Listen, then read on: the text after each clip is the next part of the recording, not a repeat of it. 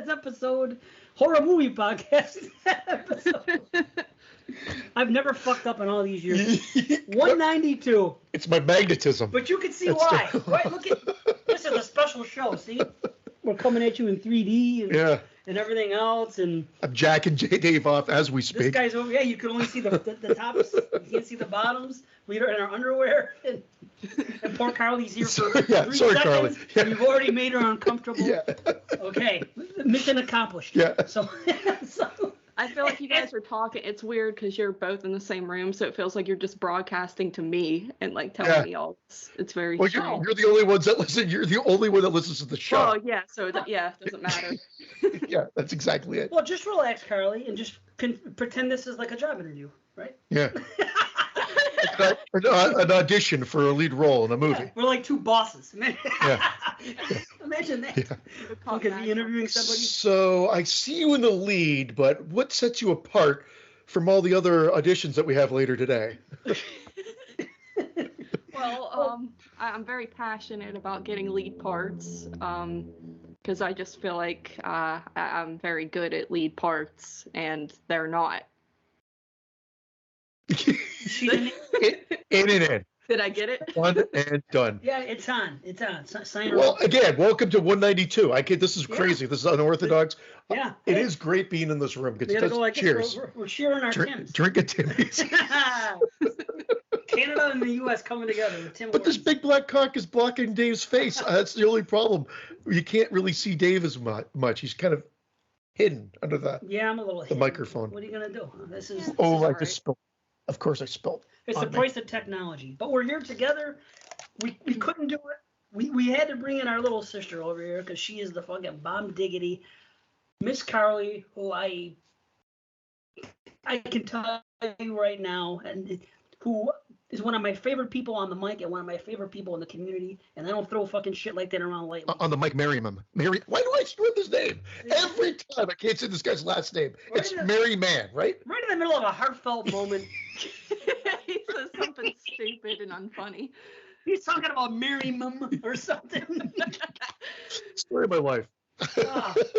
So Carly, thank you for being here. I gotta say this. To see Carly now, when you said something earlier when we were doing the test on the air, and you just said one thing, we were trying to test things out, this and that, little behind the curtain, because we had to set up and this and that and the other thing. Fucking mayhem. We'll get to that'll probably be the first half of the show. The mayhem of the past fucking 12 hours, especially with me. So now we're getting set up, we're doing this and this, and we're trying to do sound tests. You're like, Carly, I said, I didn't know what to say. I said, did you get a good night's sleep last night? Because we needed to hear her voice. And she said, yeah. And that was it. I mean, we're testing voices. But here's the funny thing. To me, that was old school Carly. And this is what I think about when I think about Carly on the mic. When you first started on Netflix and Chill with JP, the way you were in the beginning of that, there was a lot of yas and a lot of short things. Now, flash forward these years later, and everything. And you've been vocal about this publicly, so I'm not saying anything that's, okay, so otherwise I wouldn't have said it. But you, in the past, when you started out, it was a little bit uncomfortable, as it is for most of us, but you have completely come out of your shell into this other stratosphere, and I'm talking about not just on the mic and not just doing podcasts, but the movies and everything else. It is so fucking great to see the way you were there and the way you are now and how far you've come in all these ways that it just fucking, I just think it's awesome. So here's to you. Yeah. Tim Moore, sorry, yeah. There's my Gatorade. No, but thank you. Yeah, I appreciate that a lot. Yeah, when I first started out, I didn't really want to do podcasts. Like JP was like, hey, we should have a podcast together. And by the way, I probably was saying more than on Netflix and Chill, but JP was just cutting me off and like going on for as he does. Welcome to his world. Good one. You're right. That's true. Good point. But no, yeah, it's just, I've never been. Well, anyway, enough about that. I'm sorry, Carly. I want to talk about that shrimp dish you had last night too. That's another thing. Why does my feed pop up? I'm not on Instagram. Like people are showing their food. Carly's out having shrimp. Oh yeah, it was like a plate of shrimp like this. It was crawfish, corn, shrimp, potatoes, crablet. It was a lot. Crayfish, crawfish, crawdaddies. What do we you call them? There? Crawfish here. Yeah. Okay. So it's crawfish there. Yeah. What do you call them? Crayfish. You call them craw. You call them cray. Yeah. I never called them anything because I've never gone out and ate them before. I only know the word crayfish from the AC/DC song. We discussed this on the show. I don't know. So craw and cray. Yeah, I assumed those were all different things. I didn't realize that was all, you know what I mean? Like crawfish, cray. Like I thought those were all different. Crawdaddies. Yeah, that's ridiculous. I don't get why they deserve to have that many words, but they're this big, right? They're this little tiny living organism, right? Yeah, they're little red Enough guy. about JP. Yeah. Oh God. But seriously, all this fuss over something little tiny. How come snails don't have 4 names? And escargot. Wow. And snails. Yeah, that's it. Yeah. But if you look in the water, wherever crawfish hang out in the water, whatever they're called, look at the other creatures in the water. What's so special about them? They get 4 names. That's or more names. Wasn't there like a laundry list of names when we were looking it up? I don't know either. I don't know the answer to that. But I will say they don't even deserve it because they were like the worst food on the plate. It's a pain to seafood's a pain in the ass to begin with. With those things, it's like you pull it out. Yeah, to get like a little piece of meat. There. Yeah. So, but no, that food was pretty bomb, and it was a new place near us, so we just had to go check it out. It was really expensive, but once a year maybe go there. Well, the best part of your post was when they said, "Oh, you're getting that dish to share," and you're like, "No, we're getting one each." What was your response? It was a giant. I saw the pictures in the chat. I didn't see it on Facebook. I saw it in a chat we were in, so I didn't know. I just saw a jambalaya or something. I didn't even know what it was. I was trying to watch Terrifier at the time. Yeah, it was called whatever you call those, boils or whatever. But yeah, I was like, no, we're fat. It's what's on your balls. This is where you're gonna get it live. Yeah. But it was good, ultimately. Yeah. And that happened. The crawfish were the worst. Yeah. Not that they're bad. It's just the pain to get the food out of them. But that happened. That JP and I went to wing night a few weeks ago too, and like at a new bar that we had never gotten wing night for, and like we each got a dozen wings, and they were like, these are like whole wings, right? And we were like, yeah. Like, so and I'm like, we want to take some home for later. It's okay. Right. Yeah. Like the waitress is always making us feel bad. Why are you judging? Just serve the wings. Right. Yeah, I'm giving you money. Plus, the more you order, the more expensive the final bill is going to be. These are whole wings. And then by proxy, the tip should be more, right? Wouldn't you want them to have wings as opposed to? I wouldn't question anything. No. In the back, I'd be making fun of them left, right, and center, but that's not to their face. You know what I mean, Dave? That's just human nature. Yeah. But they're not big fat people either. Like if they were big fat folks coming in, and I should say in this modern time you're not supposed to fat shame. But damn it, if I get fat, just in this modern time, fat. Say, Dave, you're fat. Lose weight, or even behind my back, say, Jesus, that Dave's getting fat. I don't give a fuck. Call me fat. He's skinny. Fat is. I wish I was skinny. You are skinny. How much do you weigh? But how much do you weigh though? I've gained weight since I've been out with this foot, so probably like 152. Yeah, 152. I'm 199. Listen, I'm 150. Pretty much 200 now. So. Yeah. How? Wait. What's your height? Big, heavy bones. Heavy boned. Yeah. That's what I got. I got heavy bones. What's your height, Carly? What's my height? Like 5'7". Okay, so I'm almost 5'8", so we're around the same ballpark. That's fine.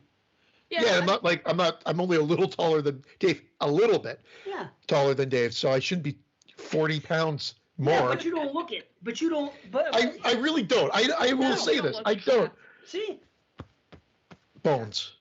I wish I could blame something. It's definitely not Dick. I know that. That's definitely not weighing me down. I don't even want to talk about that.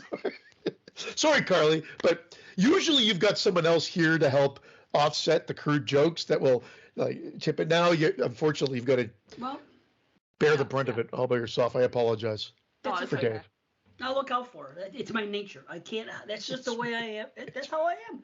It is true, especially with friends, any female friends that I have. Period. I'm very fucking. What's the word? I'm very, I guess, protective. Horny? No, not at all. No, that's the last thing that comes into my mind. No, absolutely not. Especially, no. I mean, I can't even go down that road. But Carly's such a fucking gem. No, seriously, she's such a gem that it's like Amy Steele in part 2, Ginny.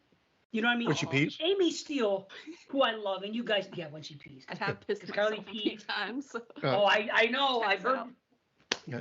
Oh, that's a story in itself. But... There we go. Party Massacre, the fucking stories that between her and Lacey, with the stories they come up with, and they're different type of stories, but man, they always take you by surprise on that show. And if you guys aren't listening, damn it, listen, because this is the truth. I listen to so few podcasts. That's a podcast I don't miss. But then again, I don't miss it. I don't miss it either because I don't listen. I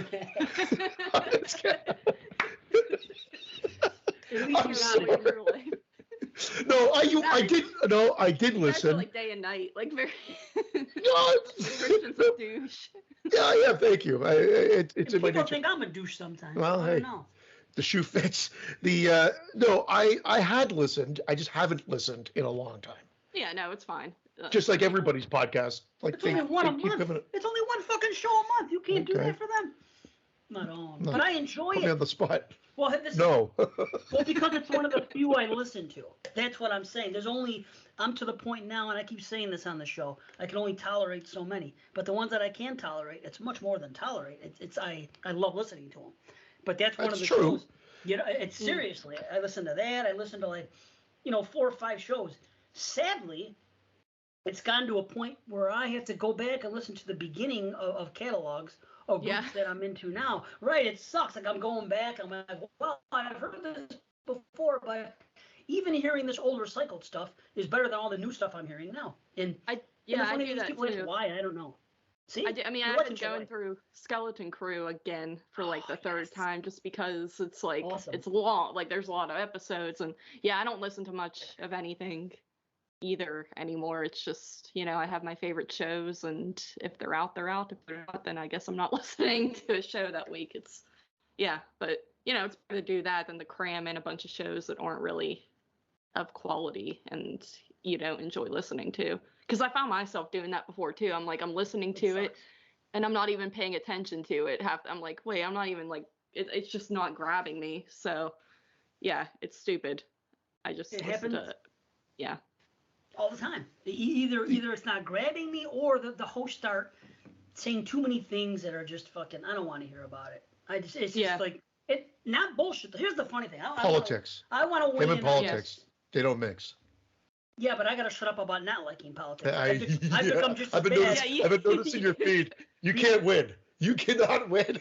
I love it, but I love it. But it's only that one day a year where it really itches me because I keep seeing so many posts about it. What I do is basically a retaliation, but it's not doing any. It's not doing any good ultimately. Because people don't see the bigger picture. Right, and I'm not trying to troll. I'm just trying to say, just enough already. Please. But I'm going to ruin this. I'm going to screw this up. What happened? What were you guys What was happening last week? It was election day. For what though? For Senate? Like midterm elections? Yeah, well, there's a governor in New York and. For governors and Senate, other shit. I don't pay attention. All I know is that there was a vote going on here and everyone's talking about it. Okay, well that's pretty much what I got. But I don't live in your country. I thought maybe I'd get a little bit more intel. But that's pretty much it. Carly's like me. She doesn't fucking care about politics. But okay. I just want to know why it was showing up on my feed constantly too. That's what was happening. Midterm elections. I didn't realize there was midterms. I thought it all happened. Like I just thought it happened when it happened. 4 years for a governor. 4 years for a president. It does, but ours is prime minister. It's like the Olympics. You know how you got the summer? It's every 4 years, but one's the summer, one's the winter. This is like the Special Olympics, which you just had like just this week. It'd be better off if it was the Special Olympics with these people. I get it now. I'm on the same anybody page. In the Special Olympics, mind you. That's it. I gotta be careful, and anyone who's listening now. Well, that's how it gotta be. Yeah. Any new listeners, because we have gotten new listeners. Listen will be a year from now, so who the fuck knows? We might be canceled by that point already. Yeah. But there are new patrons. They could be listening now, not knowing a whole lot about the show. And I want to tell them. Where's Brandon? That they don't know Brandon. They're new to the show. Oh, yeah, that's well, they brand new. They came from Jay of the Dead, because I've seen some people come over. He's already gotten people coming over from his little stint on Jay of the Dead. This is what happens. I'm very fortunate. So now we have new listeners that have come through that. So now I want them to know that look at the timestamps, please, because there is a lot of bullshit on the show. If you want to hear the review, get to the review.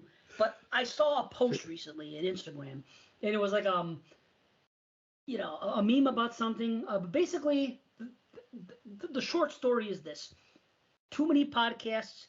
They bullshit for too long. They don't talk about the movie was basically the joke. So I weighed in. I had to. I said, well, let me tell you this. What podcasts are they listening to? Well, all of them. But I mean, also, especially, and I know what we do, but it's like, I go, here's the thing. Because I weighed in. I don't know exactly how I said it, but I go, it's funny because our listeners actually like the bullshit stuff as much as they like the review, if not more. As a matter of fact, we even asked them, how would you like us to do a bullshit episode a month? And it was almost overwhelming. They were all for it. So there's bullshit and there's bullshit. If the bullshit is fun to listen to and you like it. Except for one of the hosts. They didn't like it so much. That's true. That's the real reason behind all of this. Yeah, that's not, but. Brandon is a no bullshit kind of guy. No one's going to believe that either. But it's true, though. Like, I mean, okay, if you want just the reviews, there are plenty of shows out there that just do that. This is this is supposed to be a show. There's supposed to be a little bit more to it. We're trying to get to know people's lives. Like, as much as I'm busting your chops, Carly, and I hope you know I'm joking, even if it is douchey. The reality is I'm busting your chops for your guests, and I always do that on the show. You've been on the show before, so you should know. But I don't want to get off topic, but I want to get back on topic of your acting, because you actually. So has it been? I don't want to guess. How many roles have you done now? I think like 6, perhaps. Okay, so that's. I thought it was 3 tops. So that's awesome. 3. Wow. Okay. Yeah, awesome. A lot of stuff isn't out yet, but I think I've been in 6 things. Like, some of it's been like very minor stuff. And then I did a commercial too. I was an extra in a commercial and I got paid for that. So that was really cool. And I didn't have to act or do anything. I just stood there. So that was cool. But yeah, so about 6. I'm always trying to find new stuff and all new indie. people. The commercial sorry for cutting you off, but indie stuff or bigger? Indie stuff. Yeah. Like, even the commercial was like, low key. It was filmed in Pittsburgh. Oddly enough, it was for like an Ohio job thing, but it was filmed here. So that was pretty fake of us, but but it's on YouTube, and they actually did a close up of my face, and I was like, that's me, cool. But yeah, I got awesome. I got paid for that, and they like catered the food, and I was like, this is awesome. All I'm doing is walking around, and that's it. And yeah, but yeah, so it's been fun, and I've met a lot of cool people through acting, and I continue to do so. So that's really what I like too. It's such a like tight-knit community. Like, people all know each other, even if you're not from, like, they could be from Ohio or Indiana and stuff, and it's like everyone just like is like, oh yeah, I know so and so. Like, so many people know Rebecca Reinhart. Like, you just name drop her and everyone knows who she is, and then who? Yeah. She's been on the show. I'm getting Rebecca. I don't even know if she listens anymore. But anyway, the reality is that's awesome. And again, it gives us an opportunity to say, like, well, now we might have a lead actress for the show that we need to do, the movie we need to do. The show. And the show. Yeah, we're doing a show too. We got real big plans here. You ever heard of the web series? Yeah, we're gonna do like a Holliston, and we're writing it all. Could you imagine? Fuck. Calling it North Tonawanda. Good old NT. Yeah, it's got a nice ring to it. Yeah, it takes place in the basement. Have you been an extra in movies before? No, but I should. I should look around. I should, because it's my dream. Well, I believe I can act. Extra, you really just get paid to sit around, and then I've been an extra in 3 things, and I don't even actually think I made it to the screen. Because your background, you really could blur in the background. I'm talking about movies. You got a nice close up. You said I was in Bait. the Jamie Foxx movie that came out like 2000. Really? I like walked across the street when he was like getting chased or something. I vaguely remember the scene. I was in a show called Witchblade with the girl that was on Hard Target. I can't remember her name for the life of me right now. Short-lived show. I think it was based on a comic book, and it was like a rave scene, like and whatever. We're dancing in there, so the camera's so fluid. I thought you said a rape scene for a second there. It was a rape scene. I was like, rape. Yeah, No. yeah. So please, no. It was a Rape with a V. I don't know why him being raped in a movie is comedy to me, but Right. That's quite the extra role there. Yeah. How much longer? How much longer? I've seen. Oh wow. It's real time. Have you seen that movie? I'm sorry. Picturing it. Okay, anyway. Because it's the same thing with that movie, about the clown. About the that got raped. What? Wait. Terrifier. Vulgar. Remember that movie Vulgar? It was the guy. I gotta take my check. Oh, it's rape talk. He's getting hot under the collar here. How they know my secret? Yeah. Remember that movie Vulgar? About that guy that was here's the funny thing about it. This is why it's funny. Because it's Dante from Clerks. Yeah. He plays is he vulgar or bottom line is at one point in the movie he gets raped. Right? But it's funny to me because it's Dante and because of the lines that are I didn't even want to come to work today. Right. It's not supposed to be funny, but I'm picturing Dante from Clerks getting raped. And it's comedy in that aspect. That's what I'm saying. Like if I saw C in a movie getting raped, it was funny because it's him. I can't. Good. I don't know. Remind me not to insert that scene into ours then.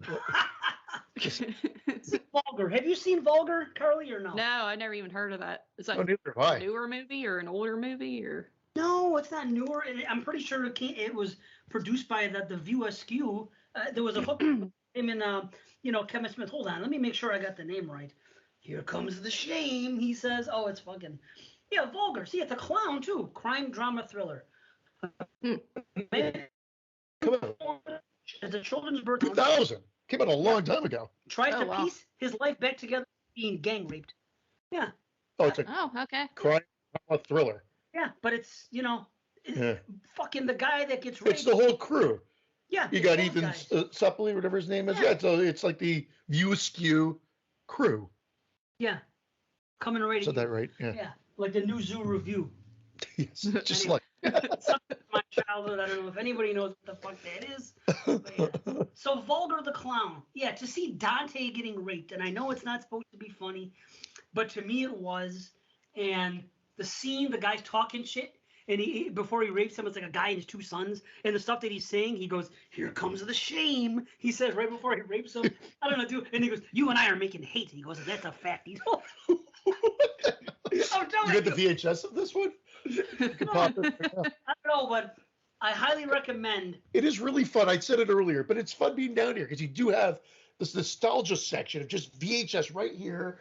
You walk through it as you come down the avenue. It's awesome. I'm all about fun, brother. That's good. Yeah, I like your posters set up there. How you got the big one, then the little one, then the big one, the little one going on there. You know, behind you. You're like, let me look. Awesome. I got too many big. I should have just this is what I learned as the collection started growing. I should have just had all small ones instead. Yeah. More titles. You know what I mean? 11 by 18s or 12 by 18s, whatever they are, or whatever. 11 by 17s are the smaller ones, and then these are 18 by 24. But at first, I was excited. I was getting a bunch of 18 by 24s of my favorites, and they were great, and I love them. But I kept going down that rabbit hole, and I love the covers, especially of the 80s. I'm like, man, I want this one. I want this one. So now I'm out of room. But here's the thing. I took it a step further by bringing in the VHSs instead. So now I may not have the poster, but I got the actual VHS with the artwork on it right here. So it's like, so I got that. Spasms. Yeah. Got spasms on VHS. I'm going to smash them. When he goes to the washroom, I'm going to create another VHS smash-a-thon tape. Don't smash spasms. Dedicated to Carly. Thank you. What? It is. Spasms, look it up. That's the one. I remember that cover. It kind of reminds me of the Carrie cover that has her beautiful prom and then covered in blood side by side. That old school one. I think they included it on I think Scream Factory includes it as a reversible. Oh yeah, I know. Yeah, I like that cover too. Vulgar. You can rent it for $4. Amazon, YouTube, anywhere basically. You can rent it. I'm good. $4. It's definitely I'm good. I think you've explained it enough. I don't know if you sold her on the movie. I just want people listening to check it out. It's. I'm gonna see if it's on my MB. If not, I'm gonna have it. I have to watch this movie again. Talking about it. Well, I'll check it out because I've never actually heard of it. I don't remember this ever coming out or anything else. Yeah. So I'll check it out. Yeah. Day one by, as we like to say. Day one by. I can't remember if he was raped while he was a clown or not. That's important to know. Well, don't you think that is the big difference? That might make it even funny, especially if you had one of those hawk noses. It's like, It's definitely more funny if a clown is raped than a normal. Yeah. You know, I just. Yeah. Let's face it, anything a clown is involved in. If you saw a guy get electrocuted, just a regular guy walking down the street and he got electrocuted somehow. It's not as funny if it's Bozo the Clown. Am I right? You're right. It's by default. It's just, the hair even goes more up. Right. See? Yes. Oh my gosh. Yeah. See? Vulgar. His nose glows like Rudolph. There's so many things you could do. I agree. See, and anything can be funny. It's just like George Carlin said. He goes, people don't think rape is funny. And he goes, I'll tell you how rape is funny. He says, picture Porky Pig raping Elmer Fudd. That's what he said. True. Anything with a pig is funny to begin with. But I mean, Porky. It's funnier because it's live. Yeah. I laugh anyway when I'm at home, but it's funnier now because it's no delay. Yeah. Man, imagine if we could all do this. Maybe I still talk over him. We should all just become like Carly and start doing more stuff. Do our movie, do this, do that, the other thing, the TV show we were talking about, and then make just enough money where we can record, even if it's just one day a month, all together in the same room like this. Imagine that! What a fucking party that was. My understanding though is when you're in the indie world of movie making, and again, correct me if I'm wrong, Carly, because I've only thought about doing it and I haven't actually done it. But you're doing it for the passion of it. There's no money really being made. If anything, if they fundraised, then they're not really out of pocket much. But a lot of times these self-financed, in which case they are out of pocket, and it's more a project of passion. Pretty much, yeah. Like I got paid for. It's funny. The one thing I did get paid for, I barely did anything in it. Like I just screamed and died, and that was the end of it. And I got $75 for it. And because that guy, like, he does get like budgets and stuff usually. So you've got a go-to person. Yeah. So yeah. That's cool. Yeah. But, and yeah, everything else, like, people have supplied food and stuff, and they've given me gas money, but that's kind of the extent of it. So it really is just kind of for the passion, and like, you can have like an Indiegogo or whatever, and they will raise money and try to pay their actors, but a lot of the time it's just so low budget that, there's not really much money to be made. So I like hearing that you're about the passion, because this is an unpaid gig. Hired. Yeah, Brandon immediately replaced without pay. I'm talking about the movie role. It's the only reason you asked that question, to really get it's not true. I actually wanted to see, but ultimately, because you could pretty much upload these movies, if I'm not mistaken, to Prime or Tubi or whatever. Like you could upload a podcast. I'm not sure about that because I don't do the editing and I don't do all the behind the scenes stuff. But like that guy that I said, I got the $75 for doing that movie. I know a lot of his films are on Tubi, and I think they get paid like a certain amount. It's like a ridiculously low amount, but every time someone watches the movie on Tubi, they are like accumulating money, kind of like YouTube, I guess. How if you get Shudder on YouTube, even Shudder, Preston DeFrancis, who's been on TJF 13 a couple of times, he told me about the fact like how it works a little bit. He could get too much into the weeds because I think there's confidentiality factors as well. But you get X amount, which is like cents. per stream. Yeah. That's what I heard. Essentially, so he, and then the last time we had him on, he said he hadn't made his money back yet. But, they could, but they hadn't yet. Right. So, it just takes like 20 years. But yeah. There you go.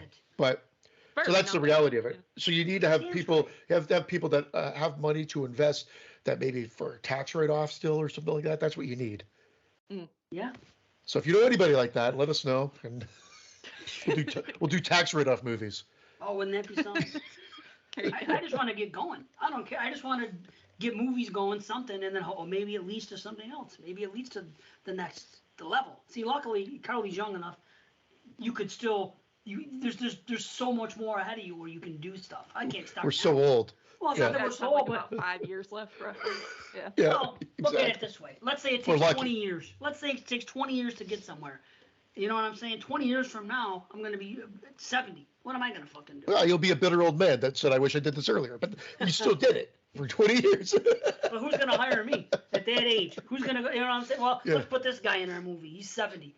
You know what I mean? I can't play a good part. I can't get killed. Nicholson is still, well, I don't know if he's acting anymore, but he's been acting still. I want to be the killer. I want to be charisma. I want to be the guy you see right now. I want to be charisma. On a fucking screen doing you don't get 70-year-olds doing shit like this. Right now, I could go on and you could put me in a movie and say, play the part of the fucking arrogant asshole, or play the part of this, or play the part of fucking the jokester, or be serious as you want to be, or be a killer. Okay? I can do all of it. I believe I can psych myself mentally and put myself. I'm a character actor. I'm so much of a character actor. I fool myself. I'm going to hire him now. Yeah, I fool myself. Yeah. Dude, listen to me. I fool myself. No, I'm such a character actor. I'm not even exaggerating. Because of the injury with my foot, which is a legitimate injury, but there's something that I have to do when I go about with the foot, because I have an injured foot here. But the problem is this. I know for a fact that this is not going to be taken care of with the rehab and the stuff that I'm doing now. I'm going to require the surgery. I know it because it's hurt on and off for years. So the part of this is because it was a developing fucking thing because I have flat feet. Now I've taken all and I have a bone spur. It's affected tendons and other things. So I want to get the surgery because I know what will happen if I don't.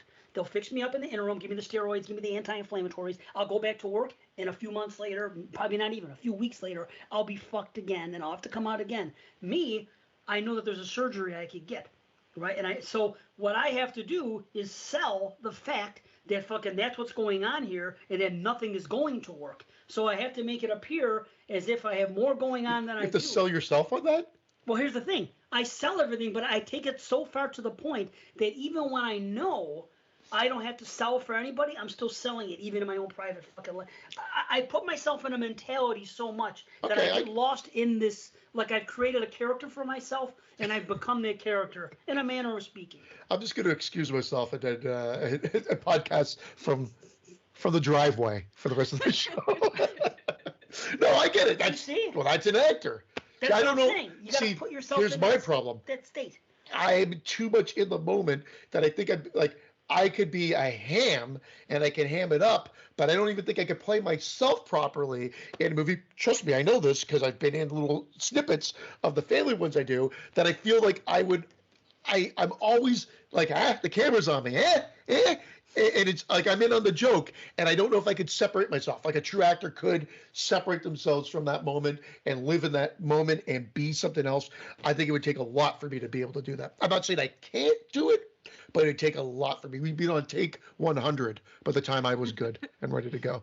See, I feel like I do better when I'm actually there making the movie as opposed to, because I've like sent in audition tapes for most of these roles, and it's like really awkward and unnatural because you're just sitting there talking to the camera and you're just saying lines, and you even if you read the script, it's like you don't really know how I feel like I don't know how to be until I'm actually there. So I feel like I come off as really fake and bad at acting. And then if I'm actually there, it's like you can improvise a little more. And if you're actually talking to the person, you feel like you're in the scene. That's kind of how I am. And I was really worried about the camera too at first, because I thought that's going to be uncomfortable having someone shoot me on film. But it's like you just don't, I don't know. I just don't pay attention to it. So it's weird for me. Like the audition part sucks, and then when I'm actually there, I feel like I do a lot better. So. In the moment, like if you had to be express fear, you said you screamed and had to die in one movie. Like that came more natural to you. It didn't feel forced. You like. Yeah, I'm pretty good at screaming. Like that's like awesome. I can. Yeah, like I'm not gonna do it right now in the middle of the living room, but yeah, it's. Yeah, if I'm like outside in the open. Audition over. Yeah. I might fucking do that. Yeah. I don't know. You might scream any second now? Yeah, this fucking text, this fucking woman. Who? Dude. Who? I'm right beside you. What's happening? You don't fucking. Oh, you can't see because I got the blocker. It's a fucking thing. Now, on top of everything that happened last night, this is the bullshit I have to go through on a daily basis for no reason. And it's Sunday morning. It's known that I'm doing this here, and I'm doing this right now, and all this time it took to set up and all this stuff, and now here I go. And that was just an act. Oh. I just acted like I was angry. Wow. I was like. There you go. I was like, wow, he really hates his wife. Jeez. Yeah, I mean, I was like, what am I missing? What is happening? Yeah. I was like, is he going to tell us? Like, there we go. I'm saying it's easy to Did they fool you? That wasn't you, Carly. That was the rest of I know. I was like, pretty sure. Before someone. Who knows? I thought I might have to explain. How's his and hers podcast moving? Is that still going? I think it's probably been a year since we've put one of those bad boys out. We just don't have time. We don't line up. Time you eat together last night. Well, see, that's the thing. When we do have time together, it's like we don't feel like podcasting. We want to go out and like do something, go to the movies, and then sometimes we go to see a movie and we're like, oh, we'll record after this, and then we don't feel like doing it. Yeah. Tired. Yeah. I'm joking, but I understand that too. Yeah. And it's see people live. Yeah, it's to do things social. Oh. Yeah. Dave and I we just said, nice to see you. Let's get this podcast rolling. Right. Cheers. Yeah, right. There we go. Drink at Timmy's. Tim's, football, the whole nine. We're doing it all. It tastes like American coffee.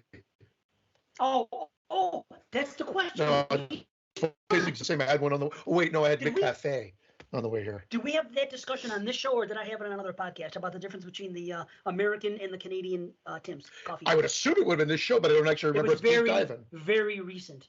Okay, so it was either on 22 Shots when I was there, or it was on Jay of the Dead's. No, there was a conversation about it, and people were trying to say that the way the coffee tastes there and the way the coffee tastes in the States for Tim's is different. And I said, well, now I have someone. It tastes the same to me. Well, here's the thing. This is what I said on that show. Maybe we have the real stuff because we are here, because it's Buffalo, right over the border from Canada. But if you go to the Canadian beans. If you go to where Carly is and they got a Tim's, it may not be the same. Did you have Tim's in Pittsburgh? No, they don't. No, we don't. I've never even. Yeah, is that like something that's in multiple states, or like? Because I don't think we have one at all here. Border town states, like it'd be in Michigan probably. I think. Okay. I think Dave has it, and he's in Ohio. So. Oh, hi. Well, that's kind of. It's not border. That's where we were talking. Did you listen to the new show yet, or no? The 22 Shots. No, not yet. No. I said it. Yeah. Okay. Well, there's a discussion on that. There's a discussion on coffee and something. Okay. Because I know that there was a discussion involving coffee and donuts in the beginning. So I have to guess that's where the conversation happened when we did that recording. And I want to say that had to be it, because I saw someone post in 22 Shots like a quote that said like, I don't care for donuts, JP, and it was like they thought it was a funny thing or something. Or Dave told him to fuck off or some. I don't know. I didn't listen to the episode, but obviously that must be it. So JP said, he goes, I'm not really, what the hell, hold on, he said something, we were talking about donuts, coffee, etc. Not a donut guy or something. Yeah, something like that, about how he's not really that much into donuts. And I think Parker said, you're a real piece of shit, JP. Okay, that's what the quote said. I didn't listen yet, but he said that about donuts. Only a real piece of shit doesn't like donuts. So this was the 80s show? The 1980s show? We haven't done the 80s show yet. Yeah, this was a Fulci show. It's Italian Horror Month. This guy's on every podcast I know of. Keep up. Well, it's Italian Horror Month. You got to keep up. This is what's going on. Keep up. Well, it's Italian horror. I haven't listened to I'm behind on everything. We went through this already. Every year in November, 22 Shots does Italian Horror Month. This has been going on forever. I'm on episode 1 of the Sorority House Massacre podcast. Okay, Celebrity Party Massacre. Sorority House is the one I want to do. That was going to with be our daughters. Yeah, we're gonna get six women podcasting. 6 women. First time ever in the history of podcasting. Who's available? Our daughters. Then we got to get the rest of them. And us in drag. Jamie. That could be. Getting gay is fucking. It's hot. You know what I mean? We might get on the Bloody Disgusting or the Dread Central Network. Yeah, that's Just in drag. See, don't they have Dragula or one of those things on now? Transfixed. That will be the name of the show. Holy fuck! Wow. Yeah. Transfixed. Yep. Tell you, man. If we could do it, ideas aplenty on this end. Always. Well, we want to make some money. We want to grace the cover of Fangoria. You know what I'm saying? We won't be happy. Dave is not happy that his name's in it. I'm thrilled. He's going to be on the cover of it now. Yeah. Well, you know how it is. I want to be there, dressed in drag on the cover of Fangoria. I thought it was a great dressed in drag. Did you imagine that? Mom, Dad, look, I finally made it to the cover of Fangoria. And I'm dressed in drag. And then we'll be exposed like the frauds that we are. Right, all I had to do was put on a dress. I'm Norma Bates. No, I'm Norma Bates. That's the whole show. It's just us saying that over and over again. Wow. Yeah. Norma Bates. Are you in, Carly? Or out? Can I have some time to think about it? No. I think Frankie can come down here and talk you into it. Yeah. She'll do it. Frankie wants to be rich, more than I even do. So, believe me, the apple did not fall far from the tree with that girl. If she's going to see a way to make big money. Yeah. Does she have any master plans yet? Oh, yeah. How to get rich? Well, her entire life is schoolwork. Yeah. Bitcoin. Schoolwork. This freaking girl, I don't know how they do. See, I was a terrible student. So maybe I'm not the best gauge, but still, my daughter comes home. You know, she's home from 4 o'clock to fucking almost 10 o'clock at night. She does homework. Oh my God! Come on in. Hey, nice to meet you in person. Come in. Christian's here. We have Carly on the line. We're gonna have to unplug. She didn't even meet Christian yet. Not in person. No, well, because she was sleeping still, or getting ready. He just came into the house and didn't. Killing spiders. I'm gonna okay. There she is. Frankie. I don't know how we're gonna be able to do this. Yes, I'm gonna put this back. Why don't you give her your other AirPod? Could it work? Oh, she'd be grossed out, wouldn't you? Yeah. Okay. Forget it. I'm Sorry. worried about that stuff too. Yeah. Yeah, she says she's weird about it too. See, that's the problem. She can't hear. Well, this is Carly. Of course, this is Francesca. Hi. So. I think I'll clean up after the cats. I just came down to say hi. Okay. All right. So why do you have homework from 4 p.m. to 10 p.m. every night? Tell us. Honors, classes I need to attend to. To honor. Wow. So if you weren't an honor student, it would be less homework. Yeah. Okay. So you're a good Yeah, student. that makes sense. Yeah, I have to suffer because of it. Yeah, but did you get? She can't relate. You can in this room, Yeah. but it's gonna pay off one day, and that's the deal. Yeah. Okay. See, she's focused on money. She knows what's up. Very good. Very good. Supposedly. Cryptocurrency. Yeah, I'm just. All right, we won't keep you, honey. I know you got stuff. He put her on the spot as always. I could run and just leave her here for a moment, but then you wouldn't hear her because I got to run upstairs anyway for a second. There could be something. Hold on, I'll be right back. No problem. Break. I'm sorry. I'm gonna run. You guys can do something if you want. Go ahead. What am I gonna do? Talk. So have you watched it? You didn't watch Terrifier, did you? No, I didn't. I tried to get her to. I don't know. My daughter wants to see it. It's played in a theater now by our area because it wasn't before. Oh, cool. Yeah. And so, because I watched it with the screener that we had way back when, we actually kind of talked about it a little bit. Yeah. And then this is going to be like a deep dive review. Oh, I see. So, yeah. So Carly's joining us for that. But yeah, it supposedly just came to a theater by our house. And so my daughter wanted to go see it. I said, well, go see it with your friends then if you want. Oh, I don't have to drag you to it or vice versa. yeah. But she seemed to want to go with me. So maybe we'll go. Oh, that's Cool. nice though. It's made over $10 million. We're going to bring this up again. It's made $10 million at the theater now. This movie was supposed to play the weekend and then disappear on the screen box, and it's now made $10 million. Really?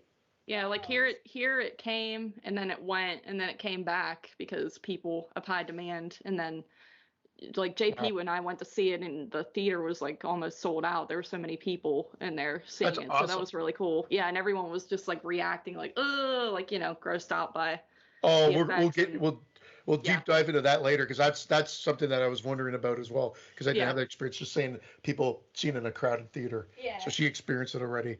Awesome. And it came and went and then came back again. Yeah, it came for like you said, it was supposed to be like a weekend, like a very short run, and then about a week later it came back, and I think it's still in the theater now playing. Yeah.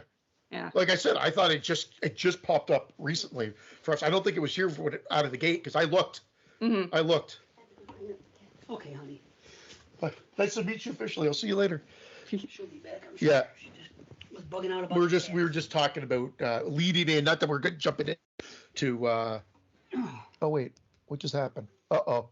I plugged in my what do you call it? Can I hear you now, Carly? You speak? Hello? Hi. No, see, sorry, that came out wrong.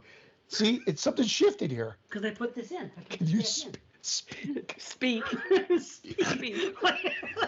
like you're dealing with your dog. I didn't mean it like that. Speak. I'm sorry. Give me paw. What did she say? Now I can hear her. I didn't hear her before. Sorry, Carl. I didn't mean it like that. When he put his earpod in, it cut the multi-device setup that we had, and I couldn't hear you. I didn't mean it in a rude way. I apologize. It's okay. I'm coming up. I'm batting 1,000 today. Fucking I am a douche. You want me to talk about this dog now? What happened with this bullshit? No, I'll show you real anger. Oh, here we go. I like Well, this dog. snack. It's funny. I'll tell you something. Doug, I'm gonna shit on the floor while I'm here. You may as well. Why not? Everybody else. It was like the beginning of Raiders of the Lost Ark. I was walking through like trying to avoid like the shit to get into this room. You know why you didn't have to? Because I was up late last night and we all had to get up early to fix the fucking mess. See? Nobody ever comes down here. You know who comes down here? Sweaty mouth. Me and the cats. Okay? Nobody else. Occasionally my friends on a Friday will come down here and play some games. Sometimes we're upstairs, sometimes we're down here. Nobody comes down here. I don't have people down here. You know what I mean? The one time somebody's coming over. He's coming all the way over the fucking border. He's coming down here. All the way. I want the place to look nice. You know what I mean? Well, thank you. Now, It looks great. It looked great. it looks okay considering, but what the fuck? But listen. So last night I'm watching Terrifier. There's maybe like, I don't know, half an hour left or so. And all of a sudden, Francesca comes downstairs, and then I don't know what, I don't even know. She said something to me. She goes, Bailey made a mess in the basement. I said, so now my wife is home. Irene is home. Francesca's home. Everybody's home. So the dog, I don't know how and when and why, just because someone's coming here today, walks all the way down into the basement, takes a fucking shit on the floor over there. Now, In my initials, it was the weirdest thing.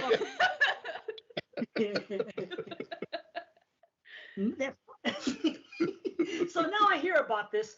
Now she's downstairs getting paper towels. She's getting spray. She's doing this. And then, of course, she takes it and she puts it in the garbage. I said, no, you can't put it in the garbage. You got to take the garbage out. You can't just take a shit, wipe your ass, and put the toilet paper in a garbage can and not expect the whole kitchen to fucking stink. Because that's what's going to happen. Water, we shit in water for a very good reason, people. Okay? So, and I know this because I got to deal with this fucking You guys shit dog. water in the States? Beer? Yeah. Molson? Yeah, beer. Oh. The barley just neutralizes the shits. Now Oh, this you thing died? And I gotta Switch them up. That's a whole other story too. Yeah. So This guy. This concoction. now we're back to square one. Hey, it works. Okay. Okay. So this dog. So she takes a shit. So now I'm pissed off. Now I'm sitting there and I'm trying to concentrate on this movie, and I cannot. I'm like fucking. I'm just agitated about it because I'm like, it's already getting late. The movie runs. It's a long movie. Yeah, it's a long movie. Right. It's getting late. And I know he's coming in the morning. I got to set my alarm. I'm going to get up at 7, blah, blah, blah. It's already like close to 11 o'clock. I'm like, fuck, I don't need any more holdups here. So now this happened. Now she cleans it up, brings it up. I take the garbage out. Now I go downstairs. Now where she shitsy, over there's a cat. I'll show you. It's at the very bottom. Let me go smell it out. Yeah, go ahead. Go to the very bottom of the is where she shit. And I don't know if you can see. There may be stains on the floor. I don't know because I'm telling you. There's no stains. It's clean as a whistle. Okay. All right. So now I can't hear Carly anymore. Clean as my asshole. Ever since my thing there, now I can't hear her. So now You can't hear me You can't hear? No, can you? at Yeah, all? you can hear Well, fine. which one of you can? Oh, wait, here we go. No. Uh-huh. Let me just get this. Why is it not switching to yours again? Maybe because of the way we set this up. Well, the first one died. This is my fault. It but still should be multi-aspect. Oh, crap. Nope. Let's hope. And it never ends. It should have gone to both your AirPods, but maybe it only went to that one. Could you, Carly, just give Dave a little test? Speak. Can you hear? Yeah, speak. Yeah. Speak. Can't hear a fucking No. thing. Oh, God That's damn the it. end of that. We're gonna have to unplug our ears. Here we go. Back to basics. Back, old school way of doing What a things. show, huh? Oh man. All right. Here we go. Hold on 1 second. Okay. I'm hoping for the best here, that this is just nice and easy EH unplugged. as we're recording. And there we go. Okay. Can you hear us? Okay. Yeah. Okay. Well, this is the way we're gonna have to do it. See, It's okay. these damn things. That was Uh-oh. another story. What? Because I closed the door. See, he didn't believe it. I'm not going to say, I didn't Listeners. believe it, and it's true. See, and I've said this on the show, and nobody believes it until they witness it live. It is a bona fide fact. Me and electronic, nothing fucking works the way it's supposed to. So anyway, back to this dog. It's true. See, thank you. You have to find out. You got to be there to witness it. I understand. It's like seeing a ghost. You can only tell somebody so many times they saw a ghost. I got to see it to believe it. So, Right, yeah. That's true. That's fair. Yeah. So, but it's true. It's like supernatural shit. So the dog shits at the bottom. So now I come and I'm trying to get ready to go to bed. Now I said, well, as long as there's fucking shit on my floor and it probably stinks and I got to clean it and light matches and do this, I may as well take the kitty litter because I had this thing. It's called the litter genie. It's kind of like the diaper genie, except and you put the stuff in the thing. So I said, let's make it so there's no smells down there at all. As long as she's putting stuff in the garbage can in the kitchen, let me get the litter genie taken care of. You went to way too much trouble. I'm about to shit my pants here. I don't worry about Go up and take a shit. Yeah. Trust me, you don't want that. The dog crap on the floor is preferable to what will happen to your washroom. You're gonna have to remodel that thing when I'm done with it. Take a match. I light matches down here so much that the other day I caused that thing to go off. Beep beep beep beep beep beep. Fire. Damn. Or fucking things going off. Oh, that talks to you too? Yeah, it says fire and shit. Yeah, I didn't. But check it, wait, dude. what does it say? It was so weird. Listen, it was scary because I don't know how this did it, but it's like the law of the way sound travels or something. But of course it's up here. Okay, I'm pointing up. Everybody knows that is where your smoke detectors are up.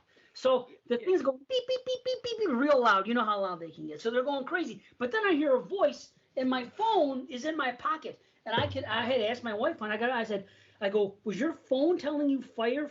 Is this thing connected to our phone somehow? Somehow the way the sound traveled. The sound, as I'm standing up over Sounded there, like it was coming from your sounded pocket? like it was coming from down here. Whoa. Yeah. It was That is true. so weird. It's just the way sound travels. I don't know. Maybe it was done for a reason. Because here's the weird thing. This is the one that talks. Right? Mhm. This is the fucking basement. So if there's a fire, not that we're not going to know if it's going on. Wait, what's this alarm for? I don't hear fire, so back to sleep. Why does the voice come down here? No one's who's down here in the basement except the fucking dog taking a shit. Better save her fucking ass. Gotta save her fucking ass. That's for sure. Queen fucking Bailey. So I don't even know how we. Where's the dog? I Yeah, wanna see the dog. where's the dog? You see her. So now this all happens. I come down, I take that litter genie, I go upstairs, I go, this house is gonna smell nice when he comes in. This basement's gonna smell nice if I have to fucking not get any It does sleep. smell nice. See, I got two candles. My nose is all stuffy though. One there. Bottom line, you come to my house, it's gonna fucking smell right, and I'm gonna make sure of it. So It's putting a lot of pressure when he comes to my house now. Jesus. We don't clean up anything. well, that's fine. When did that shit happen? 3-4 weeks ago. I don't care. Shift around it. I'm a chill dude. I don't think anybody else in the world is chill. So I try to make everything convenient for them. I'm the asshole, not the asshole. I'm the opposite. I'm the guy, and I go in panic. You know when I have panic attacks? Only here. When I'm in line at the ATM, if I have people behind me, I don't want to hold them up. So I bug the fuck. Yeah. Because I don't like, I'm a golden rule type of cat. Things that I don't like being done to me, I don't do to anybody else. Now, I don't get angry anymore if I'm held up. That's the difference. I've become a chill person. I don't have road rage. I don't have fucking impatience anymore. I've learned to cast all that aside. But in my mind, everybody else in the world is fucked up and impatient. And I don't want to be the guy that used to piss a guy like me off. So I give myself, so same thing here. I don't care if I go to C's house and it stinks because I don't give a fuck. But I do. My wife's going to kill me for If he comes to my house, I don't think it's going to. I'm just saying. You're the one that said it. Yeah. So, let me get back. Stop shit on the floor, Carrie. Oh, fuck. Oh. So this dog. So now I come downstairs. I'm going to change the thing. So now, just for the sake of everything, like I said, I'm going to light matches. So I'm going to light match. I'm going to go in the Friday the 13th room, light a match. I'm going to go in this section, light a match.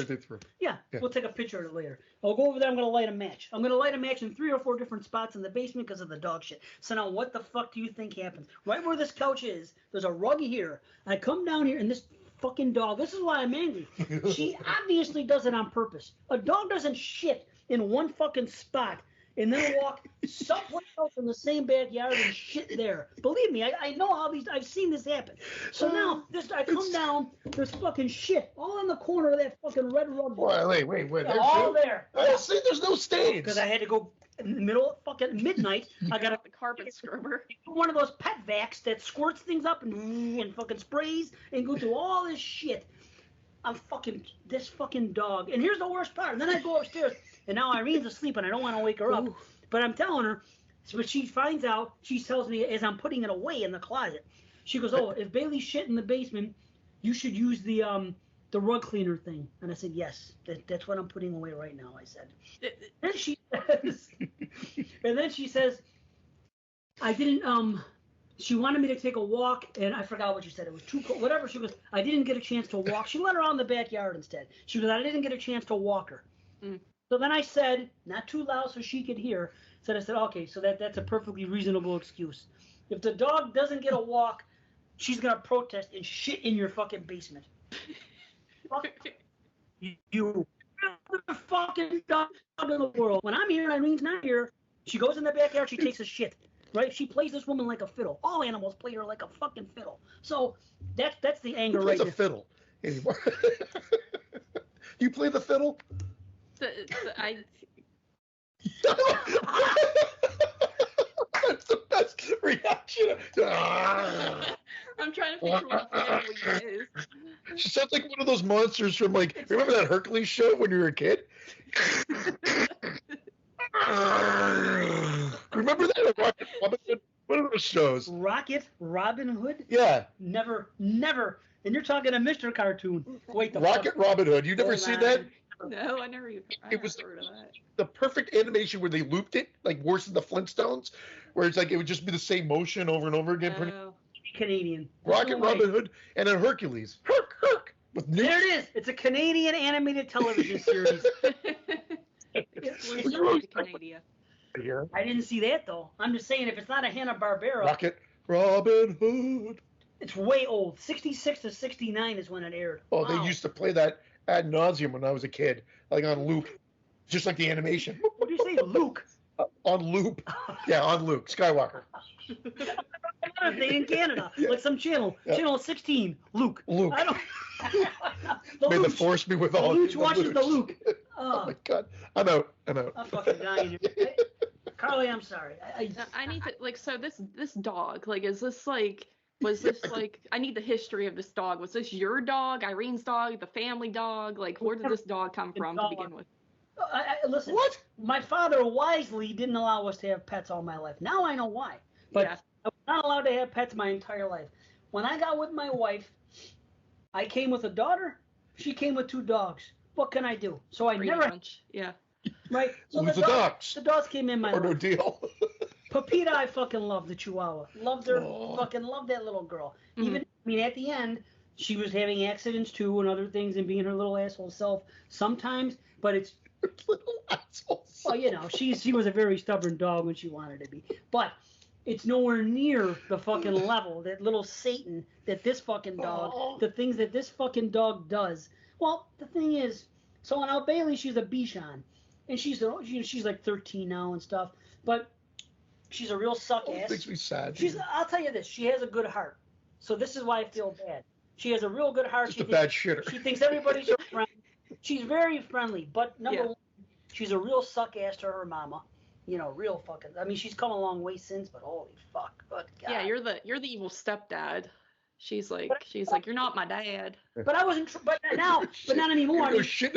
Now she hangs with me and stuff, and the relationship has grown, and we're, you know what I mean. We're fine. She's a sweet, but the motherfucker, she's obsessed with food like no other living thing is in the history of mankind. I will tell you. I don't know. I'm pretty obsessed. The shit that. Oh my fuck! Wait a minute. This is gonna be comedy. Oh. All right. Hello. Hey, what you doing? Steve, did you want to come over here today? I didn't think you wanted to come here. That's why I didn't mention it. No, you know what? My friend's in town, and he happens to be in here, and he's from Canada. And I was under the impression he was just going to be here for a few hours in the morning. But I'm freeloading the whole day. Right, but I found out that he's going to be around. See, we met up at Tim's for a cup of coffee, and what happened was, turns out he's here till like 4 o'clock, and he was just gonna go hang out at Walmart. Stay over there, do what you gotta do. It didn't touch bases with me. If you wanted to come here, you got somewhere to go. Go ahead. Okay. Yeah, no, everything is good. So what about you? Is everything okay over there? Yeah, well, Mike's coming over here. Uncle Lizzie will be here, and all I want to do is watch the game. You know me. Yeah, no, okay. How's my girls doing? Everybody's okay. Everyone's all right, actually. I mean, Irene's a little under the weather, and Frankie's busy as usual, and Bailey's shitting on the floor again, and yeah. Well, I usually give her $25 a week, but I'll give her $50 next week. I don't know. Does she need any money? I don't want to go walk around broke. No, I'm sure she's fine. I know she hangs on to her money, doesn't she?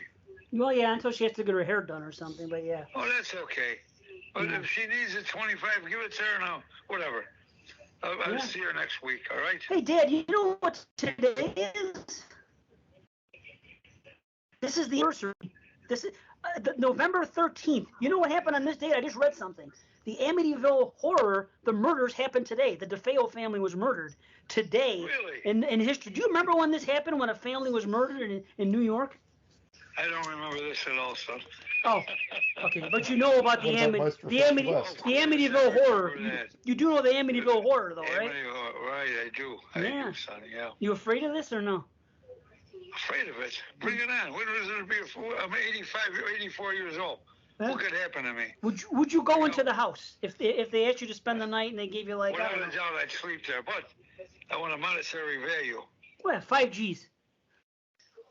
I'll sleep in there. In fact, call him now. I'll sleep there tonight. I'll see what I can do. All right, son. I'll talk to you during the game. All right, Dad. Sounds good. Okay, love you, Dad. Bye-bye.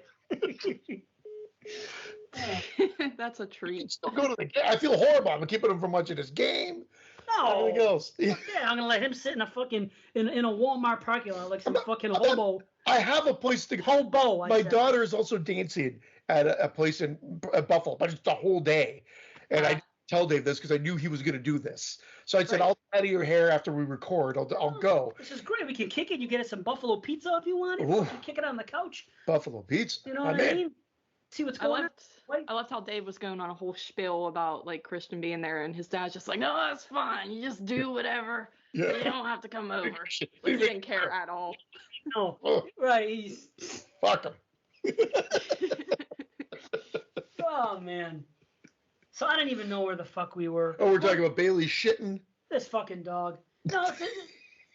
What the things I have to do for this dog because of the cats now. As soon as Bailey's gone, the weight that's gonna come off of my fucking shoulders, my chest, and everything is gonna wash right away. So that makes me sad. It sucks, but it's true. A dog is a responsibility. You gotta take them out. True. You gotta do this. You gotta you gotta hide the food. If you have cats, you're fucked because anywhere the dog can reach cat food, I move the chest so far back. I said, there's no way this fucking dog can jump from this chest to this dining room table to get this fucking cat food on this thing. And the motherfucker finds a way.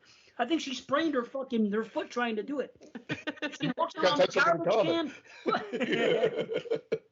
Fuck her. She walks around the garbage can all night long, sniffing it, trying to get in it, this and that. But the thing is, see, my wife overfeeds the fucker. That's what I'm saying. A dog that size shouldn't have man-sized shits at the bottom of a fucking step over here on a rug. You know what happens when my wife is gone?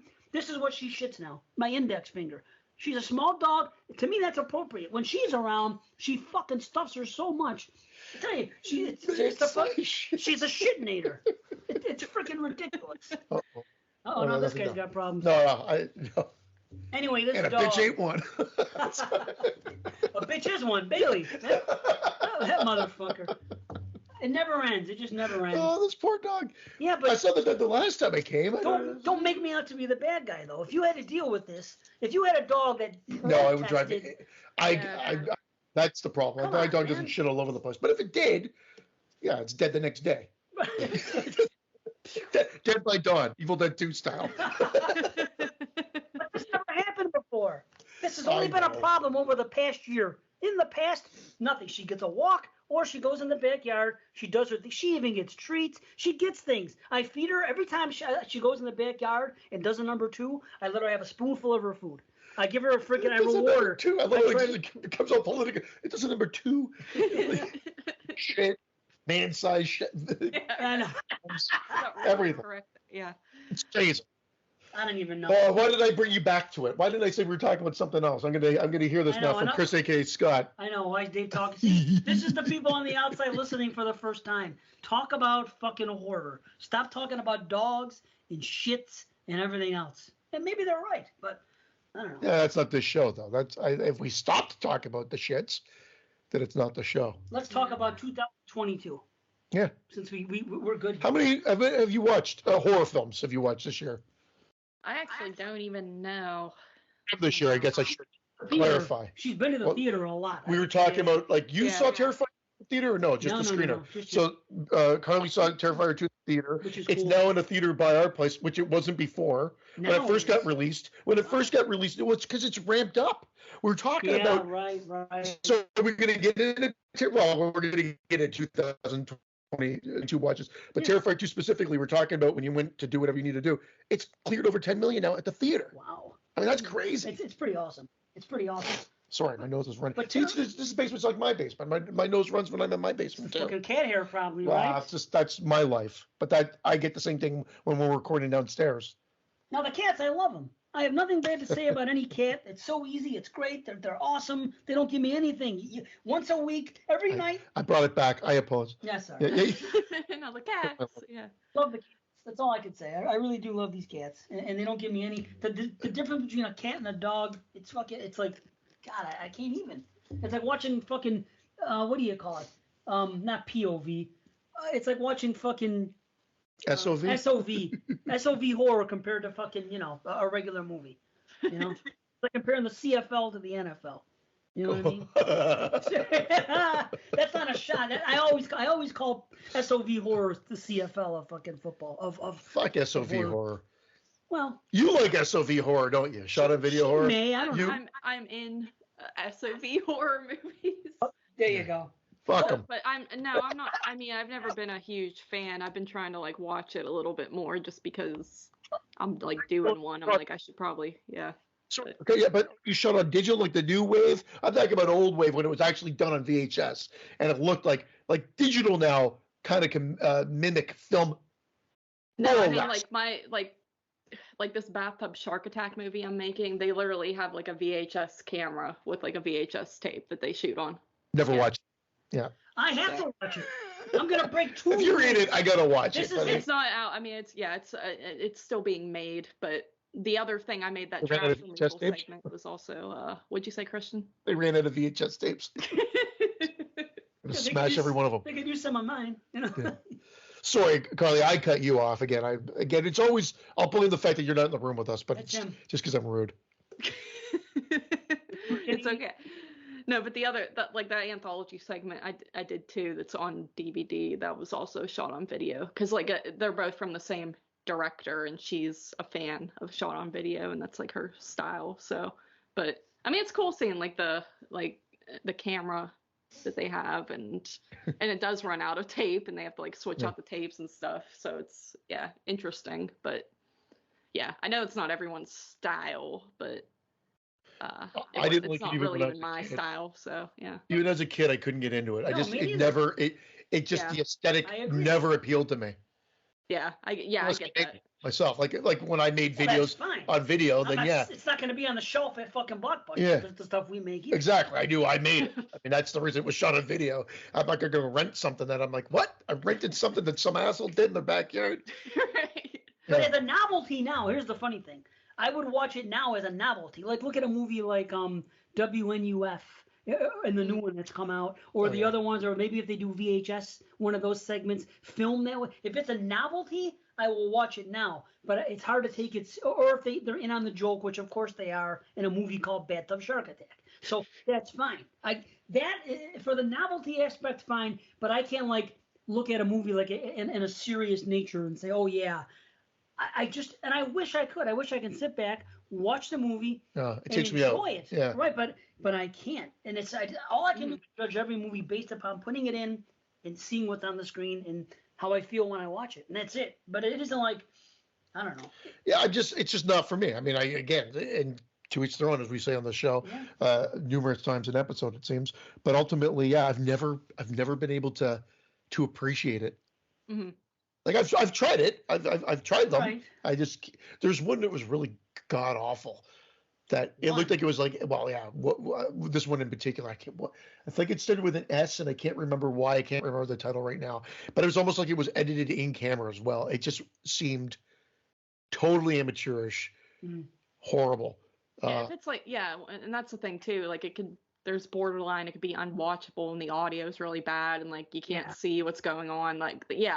So there's a lot that can definitely take you out of those types of movies if they're not well put together and they're half-assed. So yeah, I definitely get it. There's I've only seen a handful myself, and there's one that I bought from I think Severin that I enjoyed, or whatever that company is. And it was called Hey Stop Stabbing Me. It was from the 2000s. That was really entertaining, but Please, it's very hit or miss. Please stop stabbing me.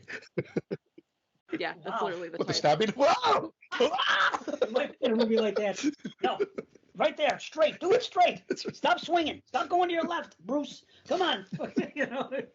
But here's the thing. I got to find out that name. We watched it for the 22. It was one of the years we did for 22 shots that I was on the show. Wait a minute. And is Video Dead or the other one? No. Those ones Video Dead I can actually tolerate. Was that even Shattered? No, but it was an S. I got to figure it out. What years did we do? 86. It's got to be an 86. An 86 horror. What are you gonna do? 86 SOV? Yeah. That's what I'm gonna do. Well, I'm gonna watch. Oh wait, I'm not hooked up to. I forgot. I'm not. Well, you can. Yeah. How hard is it? Here, use mine. That's fine. I'll do this. So. You guys talk away. This guy. Okay. See. So now here's what I'm gonna do. I'm gonna break all my rules to see Carly's movie. I've said it on record several times. I'll never watch a movie with shark in the title. I said I'll never watch an SOV, or I don't want to watch an SOV. It's fine. There it is. When Carly's movie comes out, I'm gonna actually do it. And then you know what? It's really great because now that I've done that, when it does come, now I don't have to worry about it. Now it's a monkey off my back, and now I could give a good reason. I go, well, Carly was in it, so I want to see it. So now, loopholes, yeah. Boom. And now, I never saw, what's the one that Becca did? Fucking something about sharks. Sharks of the Corn. Sharks of the Corn, right. I didn't watch that because I said I'm never going to watch not that I would watch a movie called Sharks of the Corn anyway, though. Under any normal even if it was shot on film. Now. But it's the same thing. If Becca would have been here, and the thing you said, hey, will you watch that movie for me? What am I going to say? No, of course not. I'm going to watch the movie. You know what I mean? You're going to tell her that to her face, and then never watch it again. No, but for Carly, I will absolutely do it. There's no. Did she direct that one though, or that's just when she was in? That's just when she was in, I believe. Yeah. I think it's a small part, at the beginning. So. It was Stephen King, Shark of the Corn. Yeah, I think if you just watch literally the beginning of that film, she's in it, and then that's it. So you can just watch like the first 5 minutes, and you're good.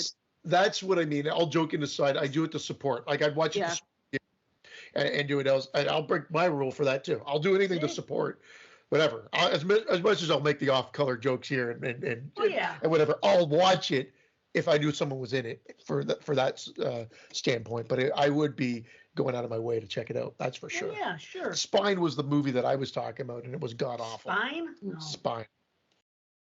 No clue. 86. If I would have saw it on the shelf on the VHS, there's no way I would have. There's no way. Man, for that, I got to look at it. Spine VHS 1986. I just had it up. You showed the picture of it? Did you show it? I was talking. I didn't know. Oh, I can't do two things at once. You don't know this yet? I was blocking the video of Carly with the actual image of Spine. I already found it. Yeah, That's it, right? See there this? it is. Can you see this, Carly? Oh, yeah. Yeah. At first, I was going to say, looks like a good cover, and then the more I looked at it, the worse it got. That guy looks like fucking somebody I know. Who does that look like? See that face? Does it look like Kurt Russell to me at first. It looks like Kurt Russell. Wait, look at it. It looks like. Or like Wheels from the thing. Well, it's kind of hard to tell with. Yeah. Windows, not Wheels. Wheels. Wheels is so Degrassi. Wheels is a fucking. Windows. Wheels. It does look a little like Windows. You're right. You're right. I think Wheels is also that little kid in the Burger King Kids Club that was in a wheelchair, if I'm not mistaken. I'm not kidding. I'm not making no. Well, that's why they call it Wheel. I thought that's why it was called Wheels. Do you remember the Burger King Kids Club? That's not why it was called Wheels. Does anybody remember the Burger King Kids Club? No. Okay, well, I'm gonna. The nostalgia that Dave has for certain things is crazy. It was a better time. Okay, hold on. Burger King Kids Club. Allow. Okay. Oh, there's a picture. Oh shit. See, there's a bunch of them. And of course, one's in a wheelchair. Look. See. Okay, I'll show you the picture. See it? Yep. See all those kids? That's Wheels. I don't know if it's Wheels or not. I thought it might have been. I'll show Carly in the audience. See? I do not remember that. I was okay. It's animated. Okay. Yeah, was that a thing? You go to Burger King and they had the picture up, and they would give kids like special menus and shit. Isn't it kind of like insulting that they would animate someone in a wheelchair? Like the animation can walk. There was a movie, the Burger King Kids Club movie. Like, why draw him in a wheelchair? You know that you could draw him to walk. Well, it appeals to someone in a wheelchair. No. It's all inclusive. It's like he understands me. Burger King. I'm sorry. I'm too bugging out about this. Kids Club. They said there was a movie made. The fact that from a name called Wheels, there was a movie made. Look at Burger King Kids Club movie in theaters summer, but it never. 1990. Yeah, it never got made though. It was a Nickelodeon movie. Shot on video. I gotta see if this kid's name was Wheels or not. It may not have been. It was something that was kind of hip though. They made it sound like he was cool. You know what I mean? Let's call him Wheels. The unwalkable. I don't know. In horrible taste. I love the 90s. Look at this. They even have figurines. See, you can get figures. You're an official member. I don't remember. This must have not been in Burger King Canada. Look at this stuff. Look at all that stuff. You get an official member. Yeah. Please. Like, I feel like that's somewhere, I don't know. Like, that looks familiar, but I feel like I'm thinking of, like, something else that probably looks like that. Like, I've never heard of this. So, and when you said Burger King Kids Club, I pictured an actual club of real people that had like an exclusive club at Burger King. So that's not at all what I was. And then Wheels would be in the chair, and they would hold the burger just a little too high for Wheels to be able to reach. Wheels, like we know you're joking, Wheels. Coming at the burger. Okay, here it is. They're created. Oh, look at this. The Burger King Kids Club gang was a diverse group of cartoon children that appeared in children advertisements. From Burger King. There you go, diversity. Yeah. From 1990 until 1999. They were created by British multinational advertising agency Satch & Satch. The characters were presented as the founding members of the real-life Burger King Kids Club Perks program, which allowed children to sign up and receive a membership card, a free meal on their birthday, and additional promotional items such as magazines and calendars via email. Okay, let's see if I can get to their names. Group members, Kid Vid.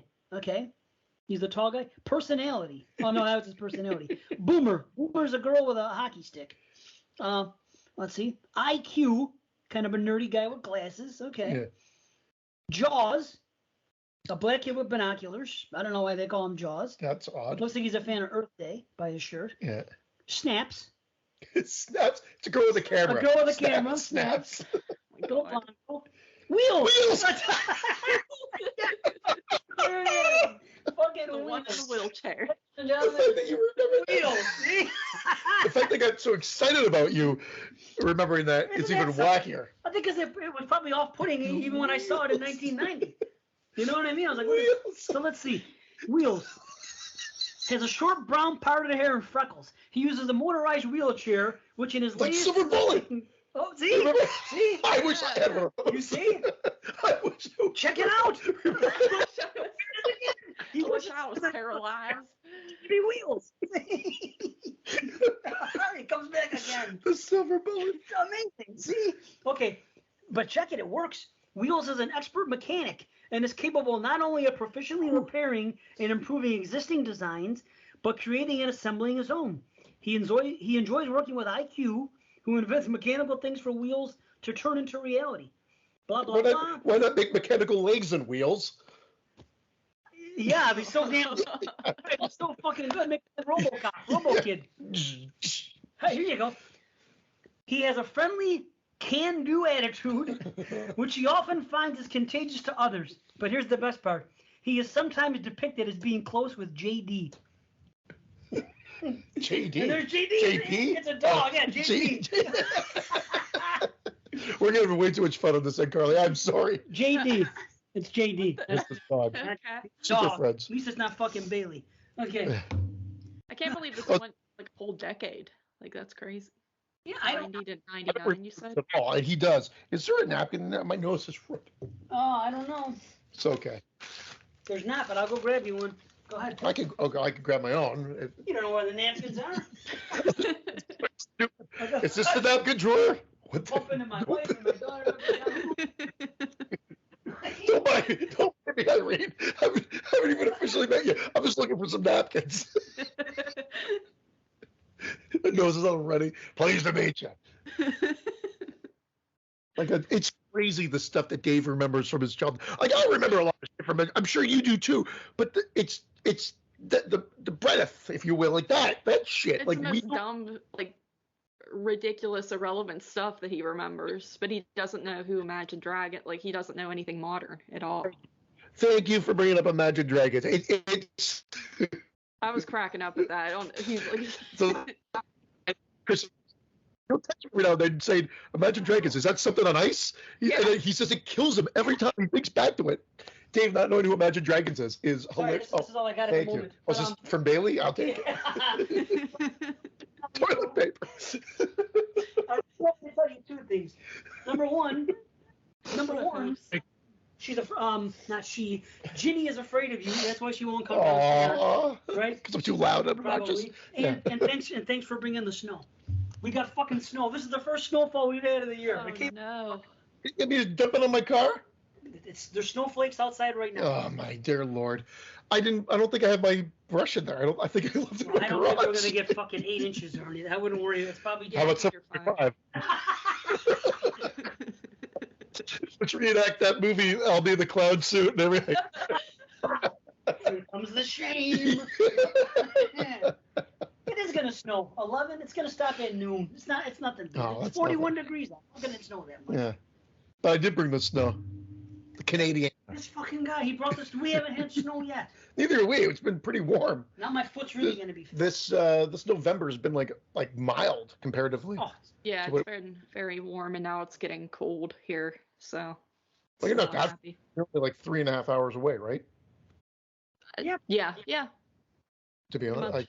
I want to know how close you guys are for real. So we Are can you- fucking all have a. Are you in Pittsburgh or are you surrounding area? I'm in I'm south of Pittsburgh. Okay. I'm closer to like West Virginia. Like that's like an hour away, and Pittsburgh's like an hour away. I'm somewhere in the middle of that. Okay, give me a store. Give me a store that's near you. That's like for your area. Walmart. No. There is a Walmart right up the road. Walmart. A fucking store that's exclusive to your area where I can see the distance if I put this in. Burger King. Pickers Pub and Grub. It's a Pickers? bar. Pub in Grub. Okay, let's see. Pickers Pub. Because we might end up just taking this on the road and coming to meet you down there we're and gonna come there. finish it live. 101 High Street? Yeah. Brownsville. Okay, let's see. 4 hours, 19 minutes. Oh, fuck a little that. longer than we thought. Yeah. Wow. That is longer. Yeah. Are you like you're close? Like you're kind of close to like Erie, PA, right? Oh, he's close to the border. Well, I'm about an hour from Erie, PA. You know. Okay. Yeah, 90 minutes. he's closer to Niagara Falls. Well, yeah. Yeah. Buffalo or just. Well, Buffalo. yeah. Okay. Yeah, that's what Sure, Buffalo. Okay, But because I mean, Erie's like 3 hours away. If I just had to go to the border, that I'd be 50 minutes from the border, but I got to go back to Buffalo to get Joss. I'm gonna come up to Pickers Pub one day, though. Pickers Pub. It's literally right down the street from me. Yeah, or Pickers Pub. No problem. Her and JP can meet me at fucking Pickers Pub. We'll go out. We'll start the evening there. It's a fucking grubbing pub. It's only a 4-hour drive. I could do it. I would fuck. I don't give a fuck. Seriously. Yeah, come on. I want to meet everybody. I want to meet all the people. For sure. 100%. I was upset I couldn't go to the one thing, which was a great time. Yeah, when you guys went to the Horror Convention, right? That little thing was cool. Yeah, Cinema Waste. Like that was like the funnest time I ever had because it's like, you know, just met all these people that never actually got to meet before in real life, and we were all just hanging out and drinking and stuff. And then I was like depressed when I had to leave because I'm like, I want to take them all with me, but everyone lives in completely different areas, so. You would have gotten sick of them after a couple of days, trust me. Yeah. The idea seems good, but then when the reality kicks in, you'd be like, get the fuck out of my house. Yeah. Like living with any. I'll say it for you. Yeah. Like eventually, everybody becomes an asshole. The more you deal with them. Trust me, I'm not making it to 4 p.m. today. Here.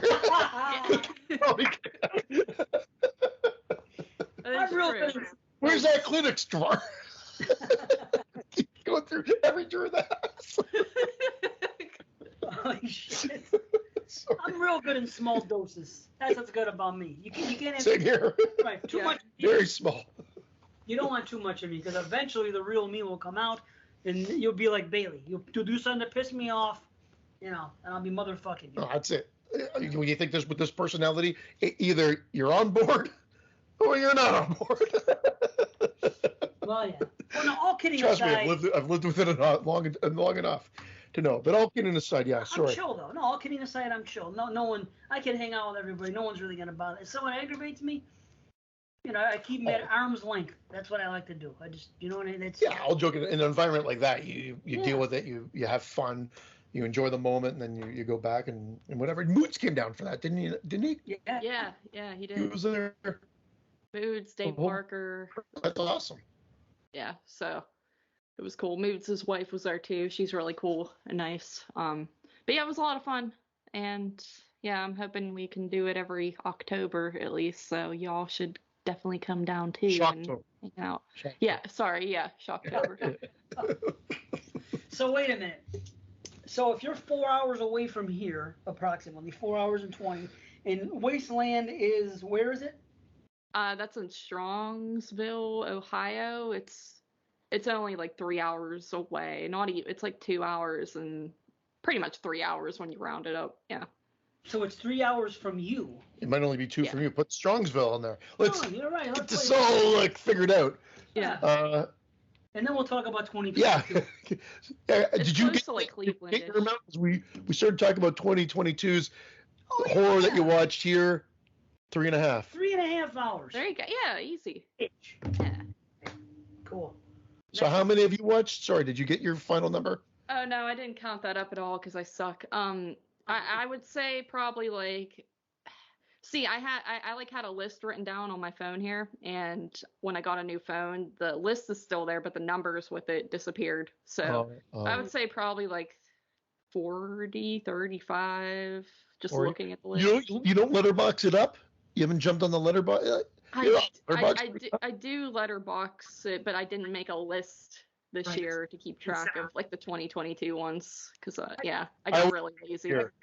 I just do total movies watch. I don't know why I do it. I just do total movies watch, and then I do a separate one for horror, specifically for that year of horror. I usually do that, and this year I just kind of gave up. But yeah, I mean, I've watched mainly theatrical stuff though, so there's a lot of independent things I haven't checked out yet, and I got to get on. But yeah, we've been to the theater a lot this year. Yeah, you guys have. That's great. I've been there like, I don't know, couple times. I saw Barbarian, Pearl a couple times. You saw X, didn't you? Not at the theater, no.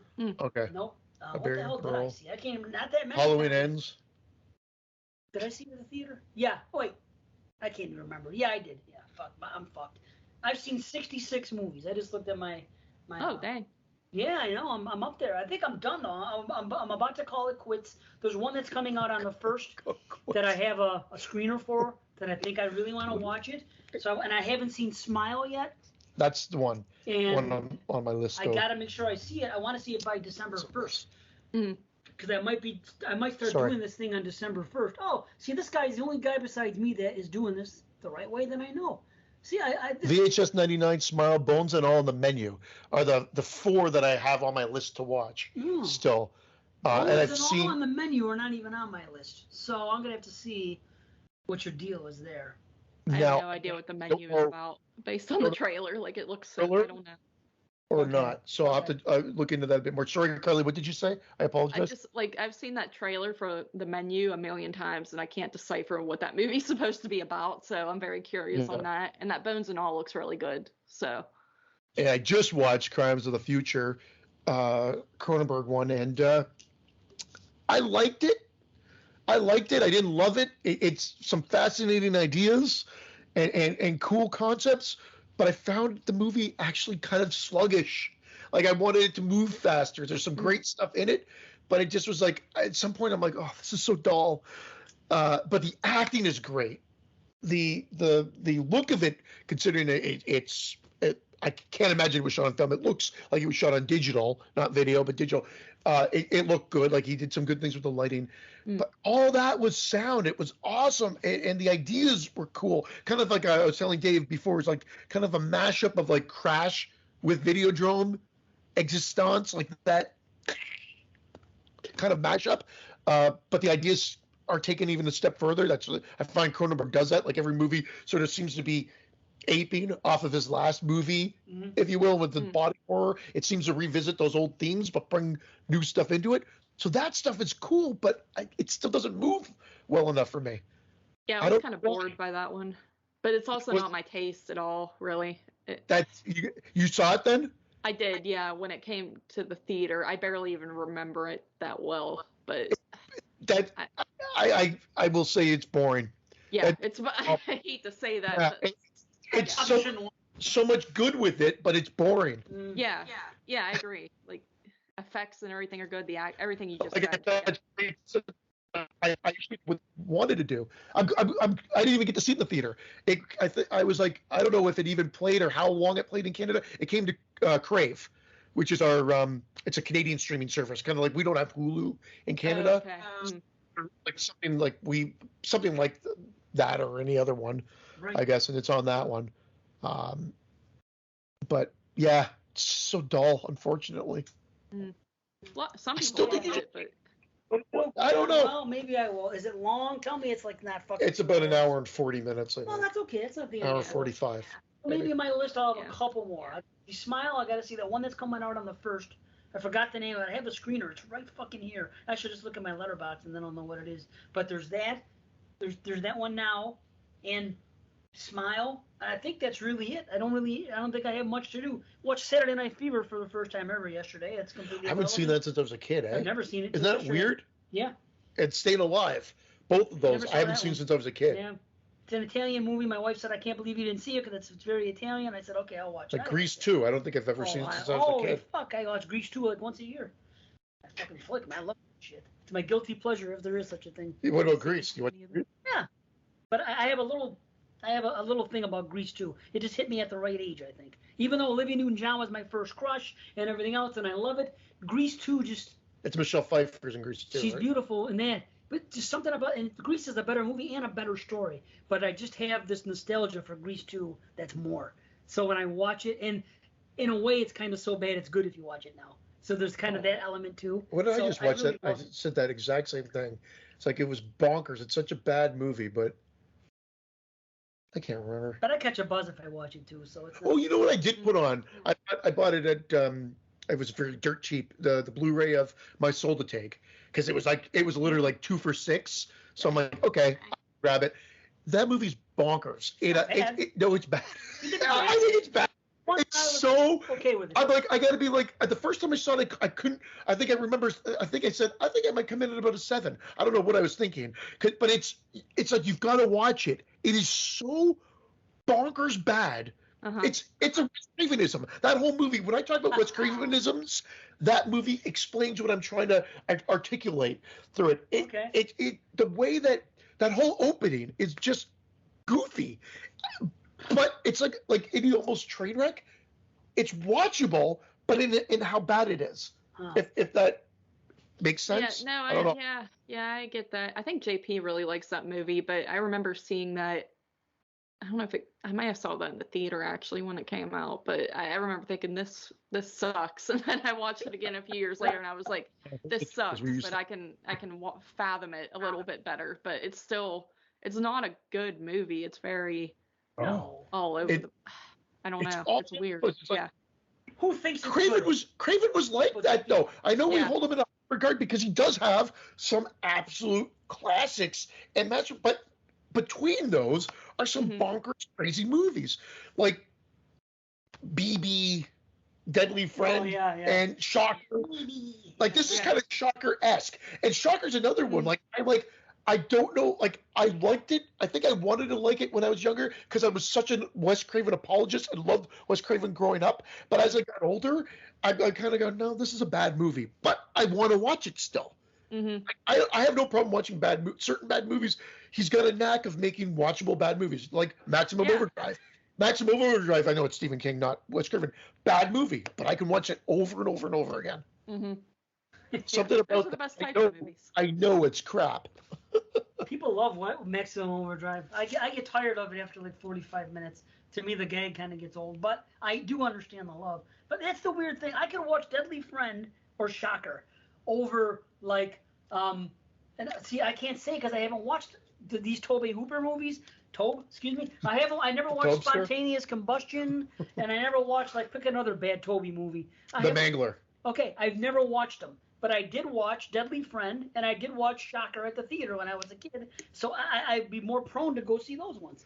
And I watched Deadly Friend, but every time I watch it, I'm like, what were they thinking? And that's exactly my soul to take is a more modern. I know it's now 12 years old or 11 years old, but I'm just saying a more modern version of Deadly Friend in the sense of what the hell am I watching here?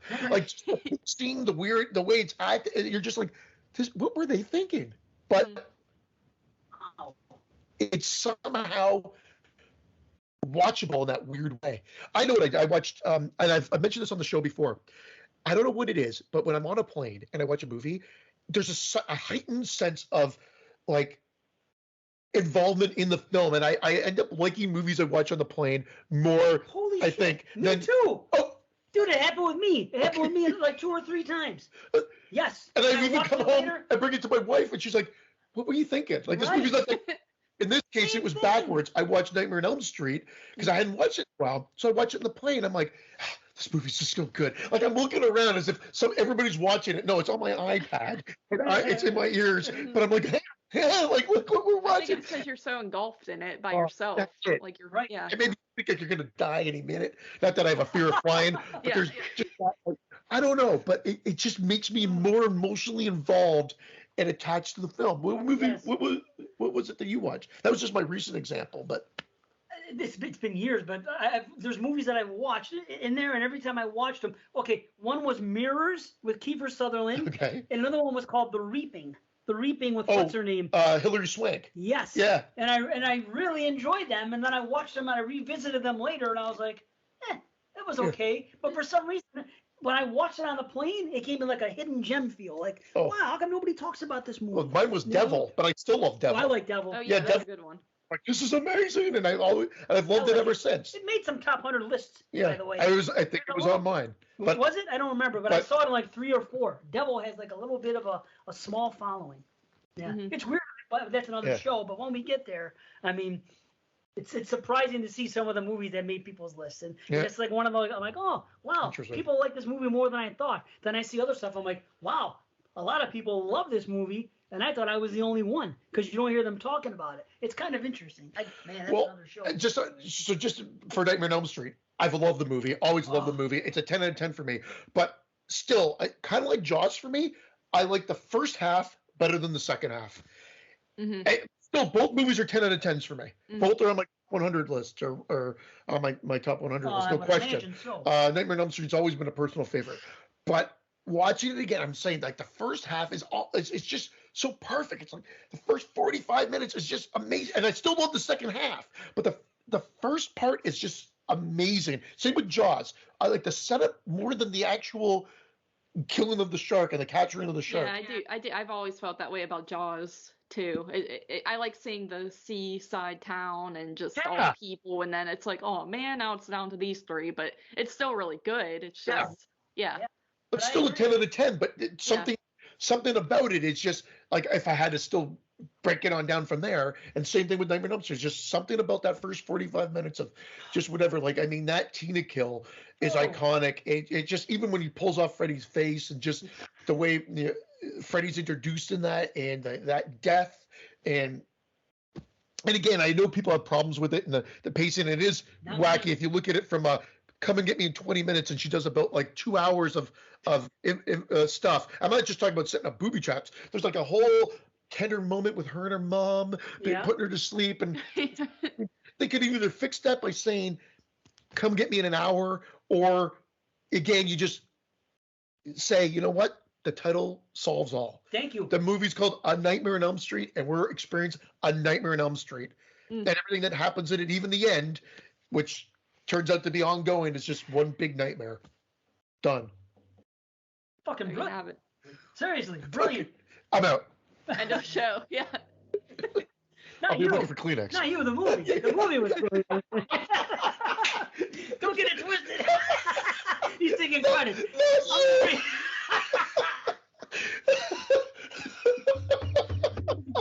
The movie is fucking brilliant. Think about this. And I've said this several times.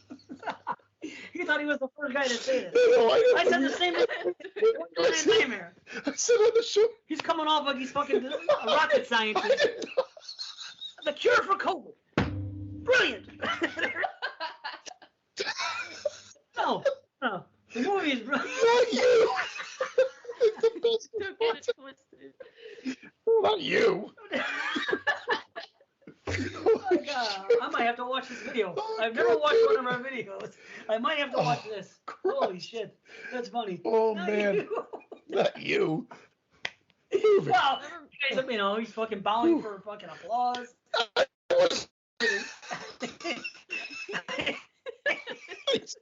what a remarkable observation. That's just me. I've made the exact. You've said it, and I've said it on the show before. I was just saying. Again, you're talking about new. Sorry, man. No. New listeners, whatever it may be. Once again. Talking. That's it. I was. Once again, I'm busting balls. I'm an actor. Thank you. There you go. I can act. Sign me up with Johnny Depp and the rest of them. You got a nightmare. Yeah. Throw me in. I could be fucking Glenn. I could do it. Why would anyone want to kill me? You know what I mean? I could fucking do it. I want to be in a movie. You know what I think? I think she's some kind of lunatic. I want to call that's the name of the movie. I want to call a movie Some Kind of Lunatic. Wow, there you go. Just steal that. Kind of wonderful. See, Some that's Kind of the Lunatic. key. I have a title for a movie that I can't give away because half of the thing is selling that. If I give it away, someone's going to steal it. But I have this idea, and I have a whole idea what it's going to be. But the thing is this, half of what's going to sell it is the title. I know now that when the title comes out, horror fans are going to be on social media and this and that, and they're already going to be interested in it because of the title, because it harkens to another title. Kind of like how they had that movie, and again, they didn't really advertise it the right way, and it isn't that clever, but they had a movie this year called Let the Wrong One In. Yeah. Okay? But the title alone will stick out because I'll let the right one in. But again, that's not clever enough. My title is a little bit of a switcheroo in a cool way, and I'm not going to say it, but it's the type of a title where horror fans. Back to Elm Street. you just know it's. No, I want to say it so bad and I can't. Maybe I can find another way to do it where I can say it without giving it. Like think of a famous movie from the 90s. Like, okay, let's say Some Kind of Wonderful. Did we just say that about something? You just said Some Kind of Wonderful like 2 minutes ago. That's why it was on my head. Yeah. You can't really twist that around. Help me. So, sorry. I'll come up with something. I gotta What's look that hand signal I'm supposed to be Right. doing? I gotta look at my titles and see if I can come up with something that'll work, you know? What are they doing? Those videos that you look at when someone's like walking down the avenue and they look like they're totally fine, and it's just like, and they have to do that hand thing to say I'm being held captive. No, Why am I the only one that? I don't know. it's Canadian. It's a Canadian thing, yeah. It's gotta be. Yeah. Canadian It's hand Canadian signs. sign language. Yeah, in the States we have hand signs. We got this and we got that and we got every freaking thing and, Oh, you know, I don't know. we got signs. We got this, we got that. But Throwing up gang signs. I don't know what the hell he's doing. Some kind of Some lunatic. type of snap. Oh, we just did it. Some kind of lunatic. Some kind of wonderful. Oh, yeah, that. Holy fuck. We're all over the place, off the as rails. usual. So let me just say, 2022, this is what's left for me. This one here, A Wounded Fawn. I have a particular interest in this movie. The Wounded Fawn. I never even heard of it. I'm calling it now. I got the Travis screener, but Stevens. it's Why does not that name out sound yet. familiar? It's not out yet, but I have a good feeling about this movie. Oh, I got a screener notification from Shudder. Did you send that to me? Maybe. Just recently, but didn't look like it was forwarded. It looked like it was directly from Shudder to me. I'm like, I've never signed up for anything for screeners. It's right on. This one here, Shudder versus Screeners, Wounded Fawn. It might be Yeah, fun. that's it. See, it's a Wounded Fawn. There you go. A Wounded Fawn. So that's the one you want to see? Yeah. I got that screener for it. Did you? I guess you sent it to me. I didn't send anything to you. They sent it to Well, me and why? I sent it to you somehow. Well, how? What? Did What? you get it? Are you on Shudder? I don't know if I got it. I don't Weird. know. Probably. I did. That's what I got. Oh, and speaking of which, Dave, before I forget, when you were talking last episode, you held up some of your Halloween forecasts. So you got your order from Scream Factory? I have got it since, yes. Yeah, you son of a bitch. I haven't gotten mine yet. I ordered it Time. before Dave. Well, it's Canada. Before Dave. Yeah, well, it's Canada. Canada. Whoopee. You know this though? Moods talks about it all the time. It Yeah, takes but the Moods is up in the woods. Moods like literally squirrel has to deliver him the fucking. He's where Margot Kidder went crazy and like hung out there for like 3 weeks or whatever.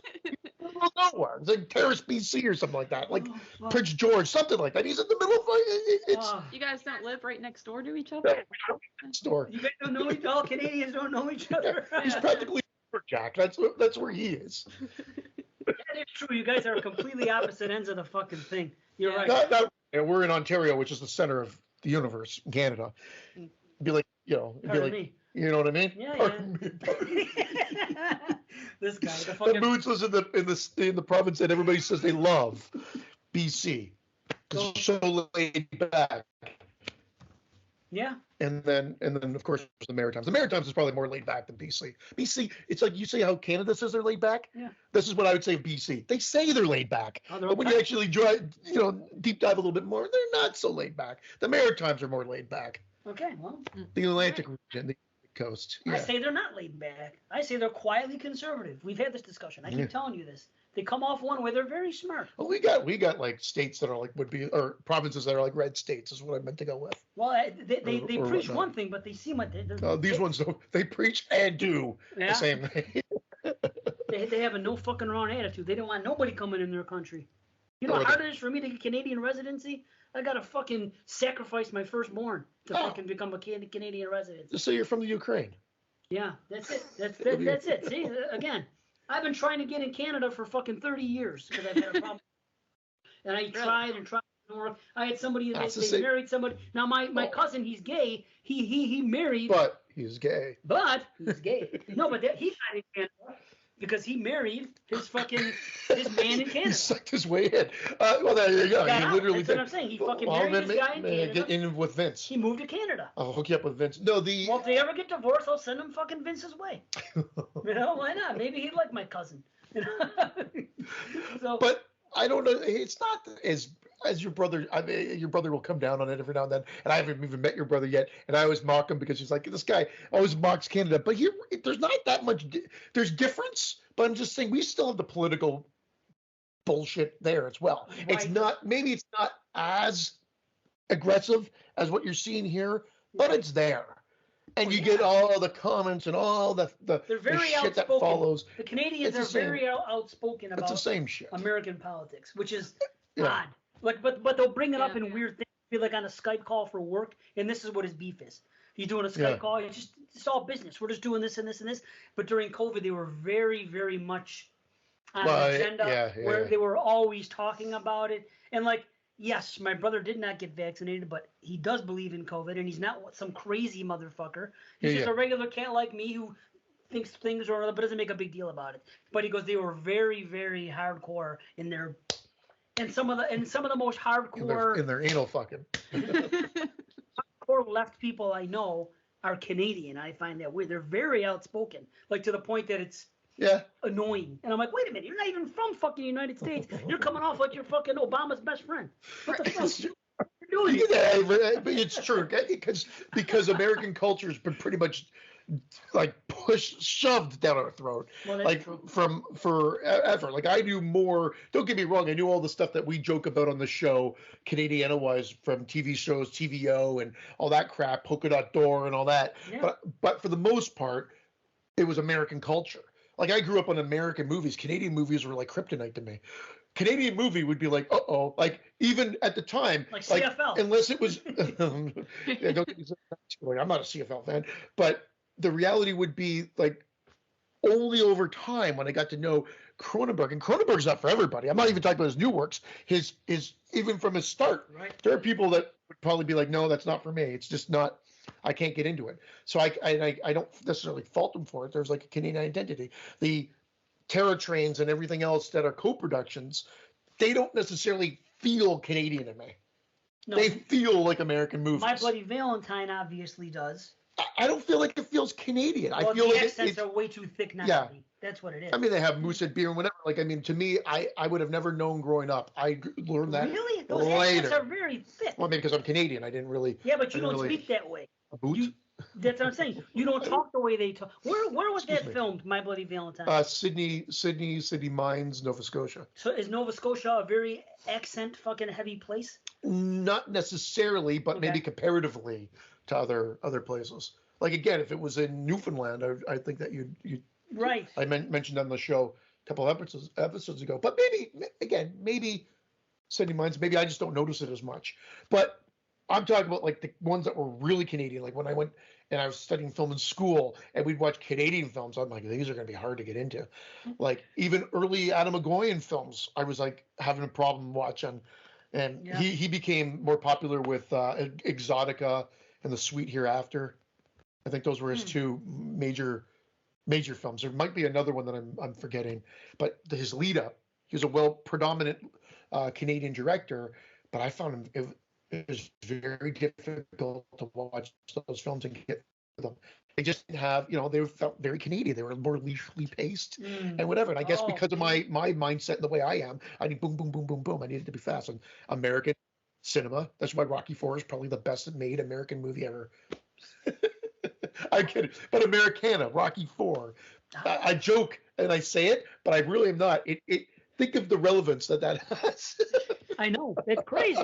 You're not American or Russian. Right. Okay, now this is it. Carly, you've seen Rocky IV, right? Or no? We've asked her this. No, if we've asked. I think we did when she first came on, and I think that was I remember her. Gets asked every time anyone comes on the show. Just making sure. Okay, just making sure, because I had a feeling it would have gone in the nightmare direction, so I had to get it on. Although, with the new cut, I'm equal. They're equal to me. They're fine. You know what I mean? So I'm okay with the director's cut, but I got to go back to the original because it was so ingrained in my. You're used to it. Yeah, I can't. It's seeing the new one is almost. And it's a dream to me. It just doesn't feel right. It doesn't. Instead of the pace being corrected, it throws me off because I'm so used to how the other one flowed. If that makes. I feel you. I mean, but I watched Rocky IV quite a bit when I was a kid, so it's just the way it is. They really need. I'm jumping all over the place, but we're talking about the comparison. They need to redo Nightmare on Elm Street. And they're not going to do a new sequel. They need to do a new movie. And it's not held up in legal battles. I have no clue why Nightmare on Elm Street has been left in limbo for so long. There has to be a reason. It's got to be Wes Craven's estate or something. Yeah. There's no, don't bring micro maps into it and all this stuff. No, just do like a Suspiria remake or just a remake where they take the essence of the original film. Obviously, you have to have the the core ideas, and like I was joking, that what if he wasn't even burnt and didn't use finger knives? You got to have that stuff in it. Like you got to have those things, but you still make it your own. They really need to do that. I don't know why it's been held up in limbo. Well, if it's going to happen, it's going to happen very soon. Because now with the Friday the 13th thing, everybody's on the bandwagon. Every old freaking franchise is on the. Now we even have new franchises that are getting That's talked about. the only one that doesn't have anything going. Well, Texas now, Chainsaw's still going. Chucky's going. That's what I'm saying. Friday is going. Scream's going. Hellraiser's going. Like it's. There you what go. The fuck? You don't think the powers Halloween, that be? There you go. The powers that be have to be looking at this new line, or does new line exist still? I don't know, but whatever it is. Yeah, whatever. Yeah, they're. Whatever the new look is. Yeah. We have the right. This is Freddy Krueger. This is Nightmare on Elm Street. What are we doing sitting on our ass? There's no. Especially now with the Friday the 13th. Now Nightmare, they're the last to come around, even though they did the remake. But still, in modern times, that's the thing, though. It's so hard to do with Freddy. It really is. They would have to reinvent Freddy. Well, everybody went Google Gaga over the new Pinhead Priestess. And again, I'm not trying to be a dick about it, but. Yeah. Some drag racing. Yeah, pretty much. No, it's on Nightmare on Elm Street. Yeah. Sorry, Mom. Why go through all that trouble with the sound effects? Noisy as usual, you know. But everyone with Gaga Goo over this. I don't know about everyone because I didn't, but they just don't overdub the voice. Jackie Earle may have been right, may have been wrong. I had no problem with it. Robert Englund's too old. He might not even want to do it anymore. You need someone with personality, sort of. The other thing is they put too much Freddy in. That was the whole problem. They wanted, or problem for some people when they got to 3, 4, 5 and beyond. It's Freddy centric, whereas the original, like most of the originals, kept in the shadows more. Yeah. Running time of the main character. If you do that, I think you can have success with it again. I think they can.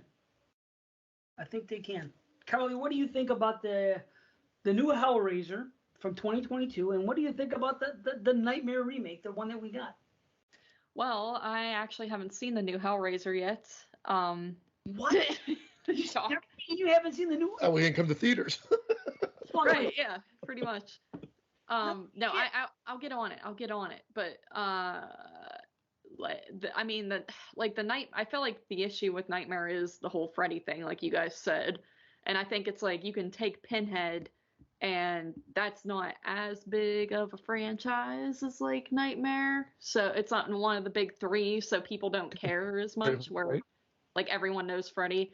Like the 2010 remake, I liked that movie when it came out. I saw that in the theater when it came out, and then later in life, everyone's like, that movie sucks. And watching it again, it's not great, but I don't think it's like, I don't think Jack whatever his name is horrible. I just think he kind of it's the overdubbing of the voice. Like it just is yeah. a little much. Yeah.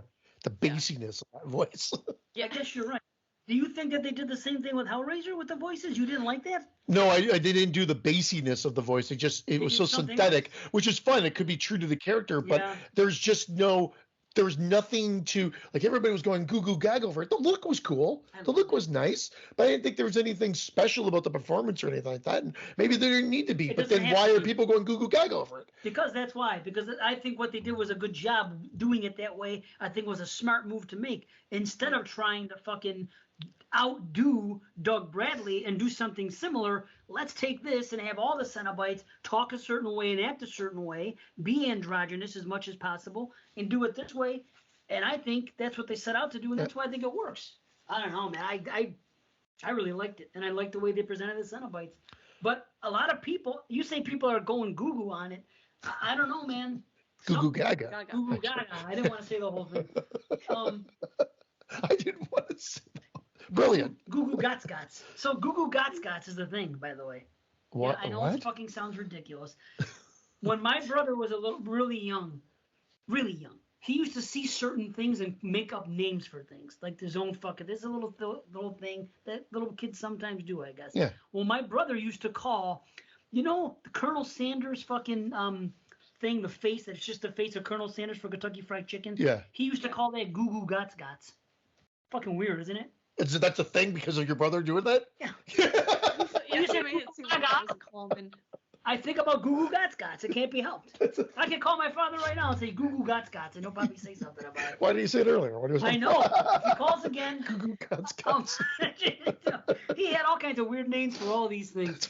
But that's why I didn't say Goo Goo Gaga, because I was thinking too much about Goo Goo Gatsgots and how ridiculous it is.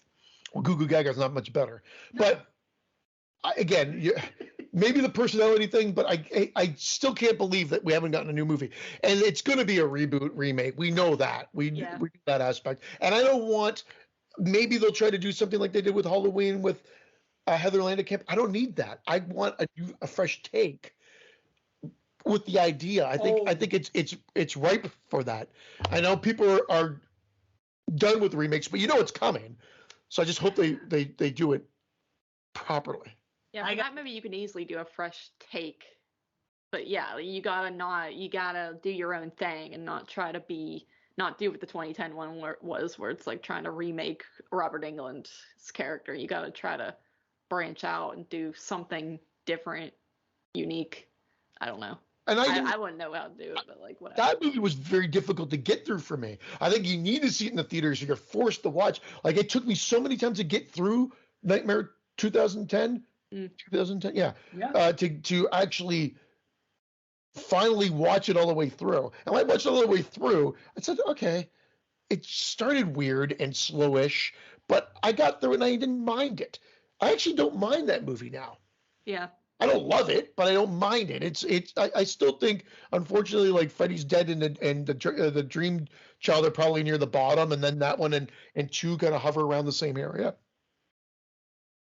Well, and 1 and 3 are at the top of the heap. That's for fun. And then 4 and New Nightmare kind of fit in there somewhere. Yeah, that's the way they're looked at, I would say. But this news. News broke on Halloween, by the way. Big news. Okay. Oh, here we go. Heather Langenkamp wants to fight Freddy Krueger one last time. Yeah. No fucking shit. Yeah. Why would she not? That's a big news story. Then it says, oh, that's correct. Heather Langenkamp is down for playing Nancy Thompson in another Freddy Krueger horror movie. Hasn't done shit in 20 years. If we can only get Hollywood exec to listen. I'll do anything. This is news. Alice wants to fight Jason or Pamela again. Like, why wouldn't she? She wants to fight Jason because she said Pamela's dead. Obviously, chopped off her head. But she wants to come back for. And I'm like, well, why would they pick you over Jenny? You died for 2. You're not. You lived. Right. No shit. But I mean. Of course she wants Heather Langenkamp. Why would she not want to do it? We don't want it to happen because I think people are going to be tired of it. They did it with Texas Chainsaw. Yeah. With the character of Sally and this and that. So, but of course she wants to do it. But I think if she does do anything, let her have a fucking, let her be the teacher. You know what I mean? Something. Yeah. Teacher. Right, yeah, a celebratory role. Yeah. She gets played. Look at just the 10 of us playing on the TV set, and then you see her. That's it. Remember that TV show she was in? It was like it was an offshoot. It was the coach from Growing Pains or one of those shows, and then it followed him in his life. That was an offshoot? Yeah. I know. The fact that I know that. I never watched it. That sounds horrible. That's so crazy. Like the offshoot sitcoms from the 80s. Like The Facts of Life was an offshoot of Different Strokes. True. And that was good though. And then whatever just the 10 of us or whatever that was called was an offshoot. I think it was Growing Pains. He was the coach. See, that was too many. See, 8 is enough. Because that show 8 is enough. Just the 10 of us. Well, that's it. Even all kidding aside, the show 8 is enough. That's enough. How many fucking people you gonna have in your fucking show? Now you got just the cheaper by the dozen. Yeah, cheaper by the dozen. They just kept growing. What was that show with what's her name in it? Step by Step. Was Suzanne Summers in that show or something? Yeah, I think you're right. I always kind of lump them together. Well, there's certain shows that I just too many people weren't worth my time. It seemed like I watched the Cosby Show. I watched Family Ties. I watched Family Ties was great. Yes. Family Ties never gets talked about anymore. It seems Family Ties was a great show. Yeah. And I remember they did the season finale one or the series finale one the best because I remember that one being like they came out at the end to introduce them like you're watching it like a Broadway play. And they all took and Michael J. Fox was crying because he was emotional about it. I'm like, you get emotional seeing it, and I remember that at the time. I do too. I remember that. That's one of the few I remember. Do you remember the end of Night Court, by the way? I did watch Night Court. I like Night Court. I don't know if I remember the end. Shoot me the end. Here's the best part. Have you ever seen Night Court, Carly? No, never heard of it. Okay, you never heard of it either? John Larroquette. John Larroquette was in it. He's the narrator of Texas Chainsaw Massacre. You know Harry Anderson? You know Harry Anderson? No, because no one. If you don't know Night Court, hold on. Don't give her some credit. You know Harry Anderson? No, I don't. Hold on, you do, and I'll tell you why. Okay.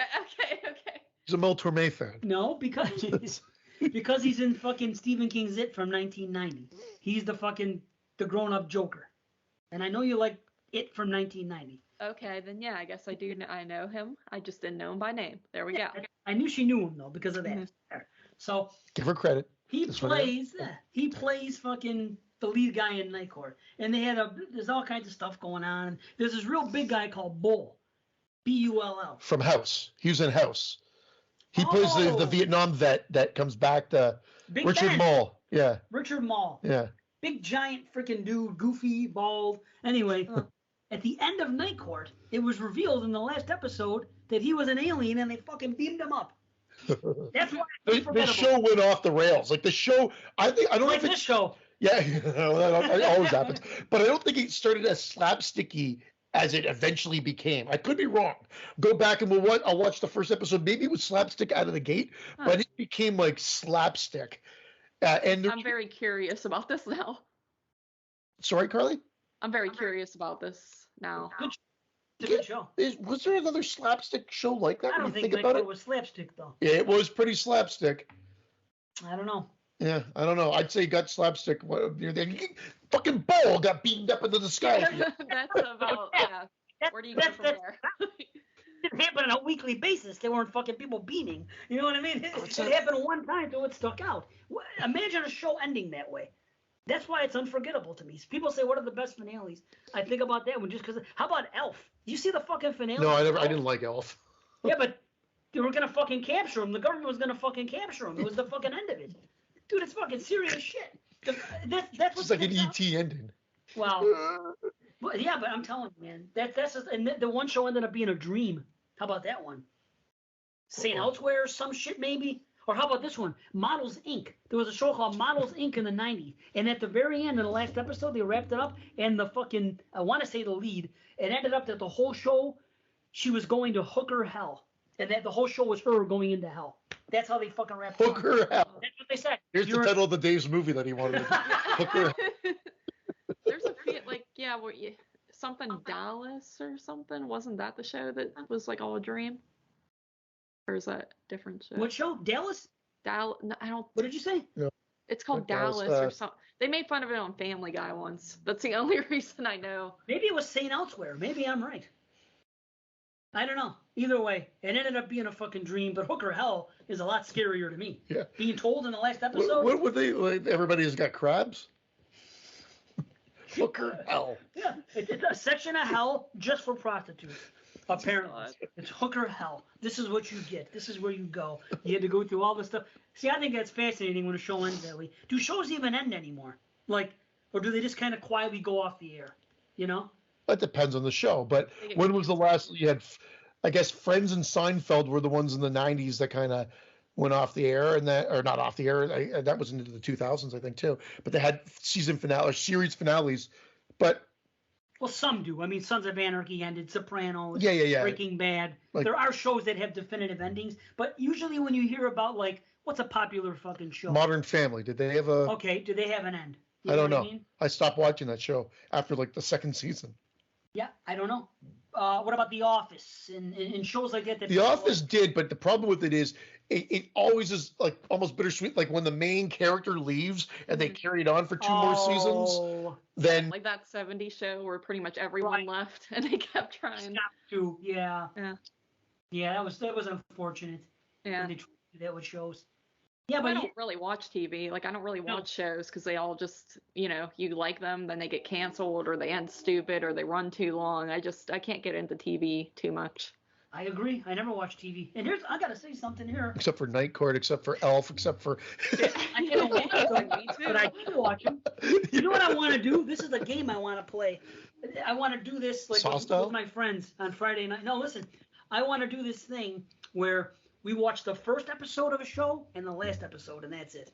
Just for fucking fun. Like next week, do fucking the first. Why do you have to play that up? Why can't you just do that? Why can't we just do that right now?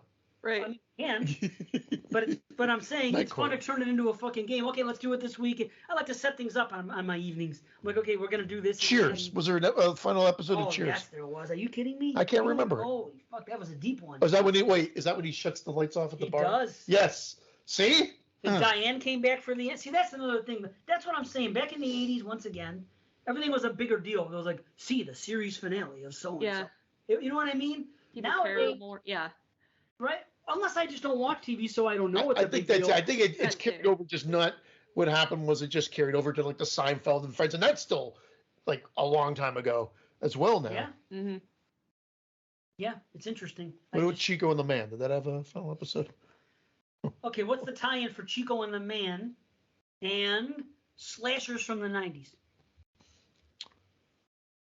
Freddie Prinze Jr. Yay! Yeah. Very good. Oh, but Chico was Freddie Prinze. Well, it's Jr. Close enough. What do you want? That's the time. Okay. What do you want from me? It's something.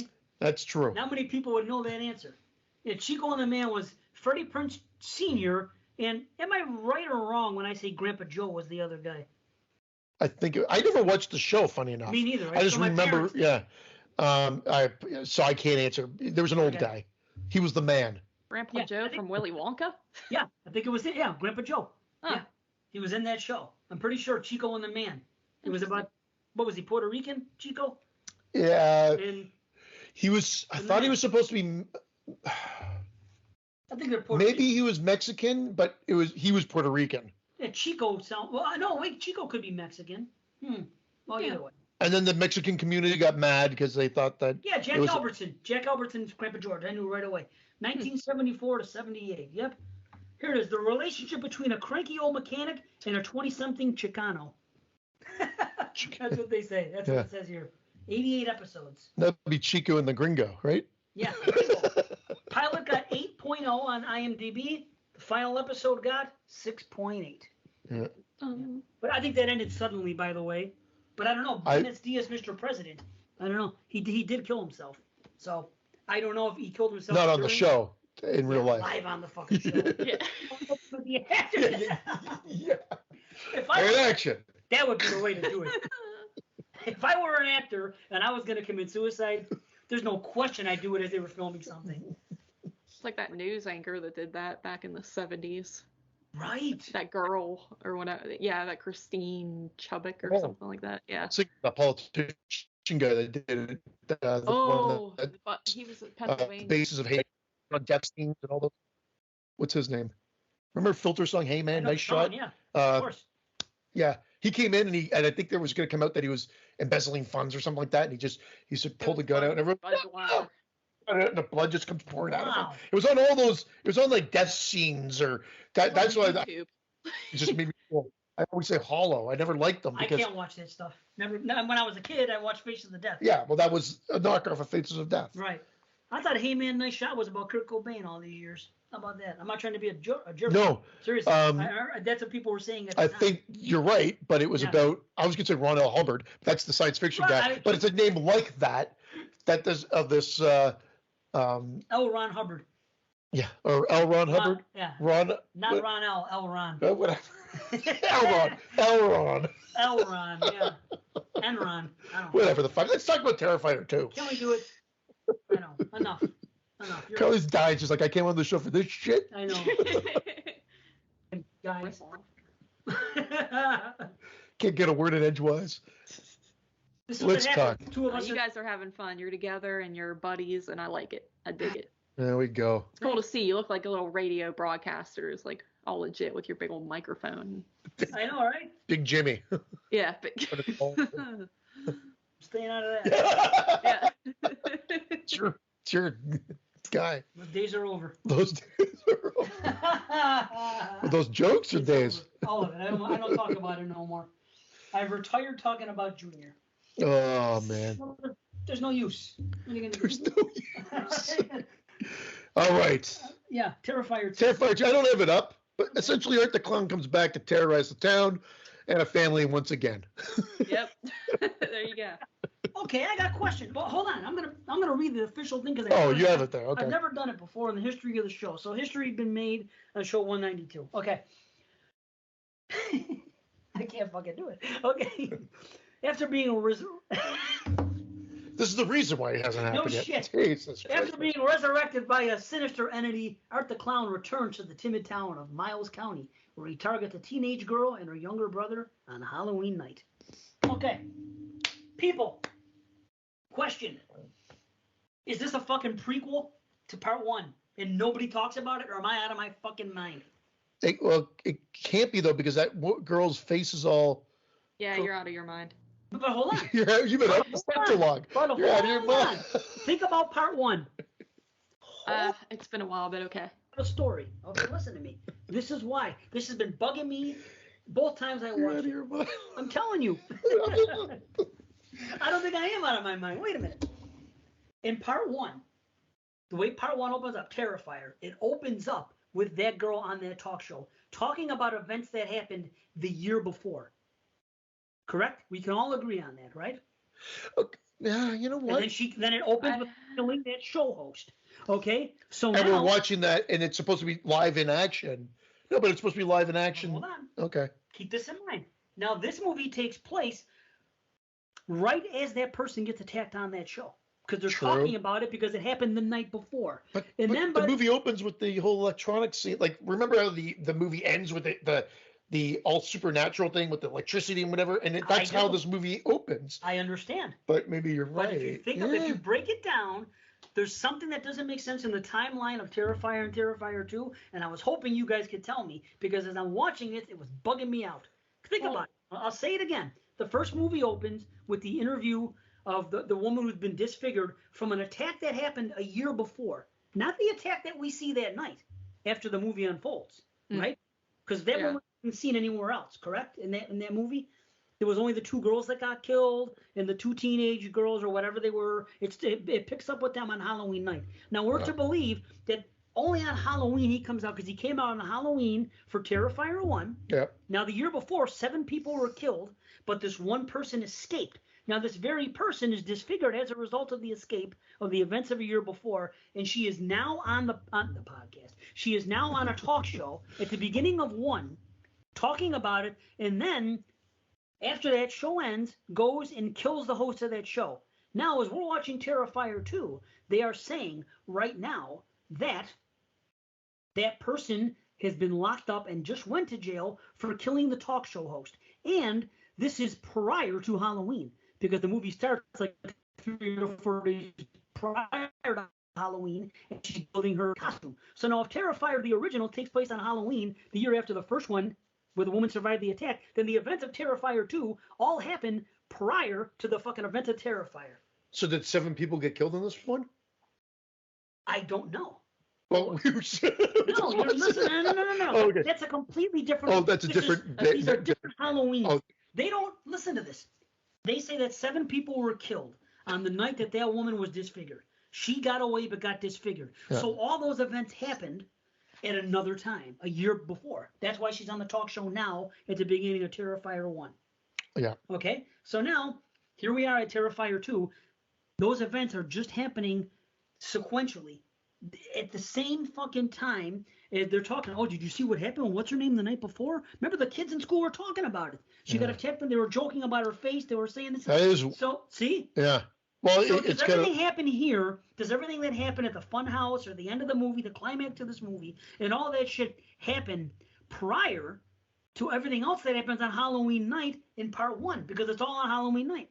Well, I'd almost say it was going to happen at the same time. But again, that whole opening is Art coming back from all the damage that was done from the first movie with the head being shot. He's like touching it and everything else as he's beating the orderly to death. And then he kind of walks out and cleans his clothes. And then we're introduced to this new thing. So timeline wise, good question. I don't know if I actually have a definitive answer for you now. I almost have to go back and watch the first one again Yeah, it's hard because I don't remember the first one a whole lot, and I didn't watch it prior to this, so it's hard for me to remember the details enough. But that's really confusing, and my brain just like scrambled. Yep.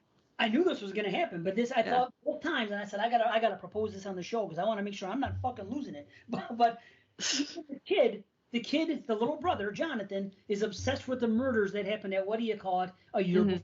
So are those murders the events of they are the events of the woman that ended up actually getting disfigured, who is now on the show. That's what he's thinking about, something that happened a year before. We were talking about the killer's loose. They never found the killer. That's interesting. He's known as Art the Clown. Huh. See what I'm saying? Yeah, it's weird. It's almost like, did they think nobody was going to know? Well, they don't talk about the people being sawed in half, the dad does have that. No, because the dad has a sketchbook. I know he has. Yeah. Yeah. And there's a but girl. He saw the future. Yeah, that's true. See what I'm saying? Yeah. He saw. Okay. Yeah. See what I mean? This is a strange thing I haven't seen anybody bring up, and I noticed it last time. I'm like, well, wait a minute. It is. How does this work?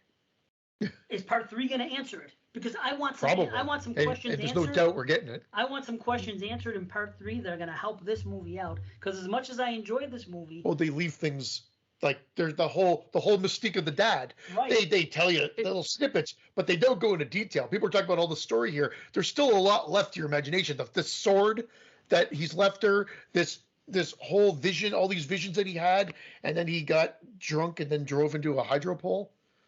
Honestly, there, why he knows this, how he knows this, the connection to him and Art, and everything he knows. Why are the kids having psychic visions? Yeah, why are they seeing the girl that went missing from way back when? That's now this demon doll. Yeah. There's still a lot of head scratching moments that I think he must be aware of how he wants to fit this in, but we're not getting all the answers. It's almost like he knew I'm making this movie. Oh, you think he's trolling people? Yes. I get that vibe too. And everyone's like, oh, it's, there's so much story. That's why it's 2.5 hours. And it's like, there's chunks of story, but they don't, like you said, they don't elaborate on it. And then to me, it feels a lot like part 1. It's just another slaughter fest. And that's kind of it. And that's not a negative for me. It was very entertaining, but it's like the story was the least of my, focus on the film, because I feel like it doesn't really go anywhere, but there's a lot of gore and guts, and Art the Clown is fantastic in it, so I'm fine with it. But yeah I feel like this director is kind of fuck you guys, so I'm gonna just keep agreed. I say I'm not against that philosophy or theory either, and he just said, you know what, we can have it kind of living in mystique, and we just want to continue the story, and instead of just giving it him following that girl with no explanation, he was trying to get people backstories and whatever. There are some tender moments in the movie, like when she tells her mom that she loves him, but she says to the daughter, he would have loved your costume, Dad would have loved your costume, and then she calls her mom and she's like, are you drunk? And the mom has just gone batshit crazy at this point because it feels like her son's a psychopath and everything else, and she's like, Mom, I love you. She's like, no, I don't have time for this. She's like, no, I never say it enough. The movie pauses and there's just tender moment there. It's all this fucking ultra violence that is just off the charts. As Mike Flanagan said, he's created almost a subgenre called the mega slasher. I think I got that right. It's almost like it's not just a slasher film now. It's like an extreme slasher movie.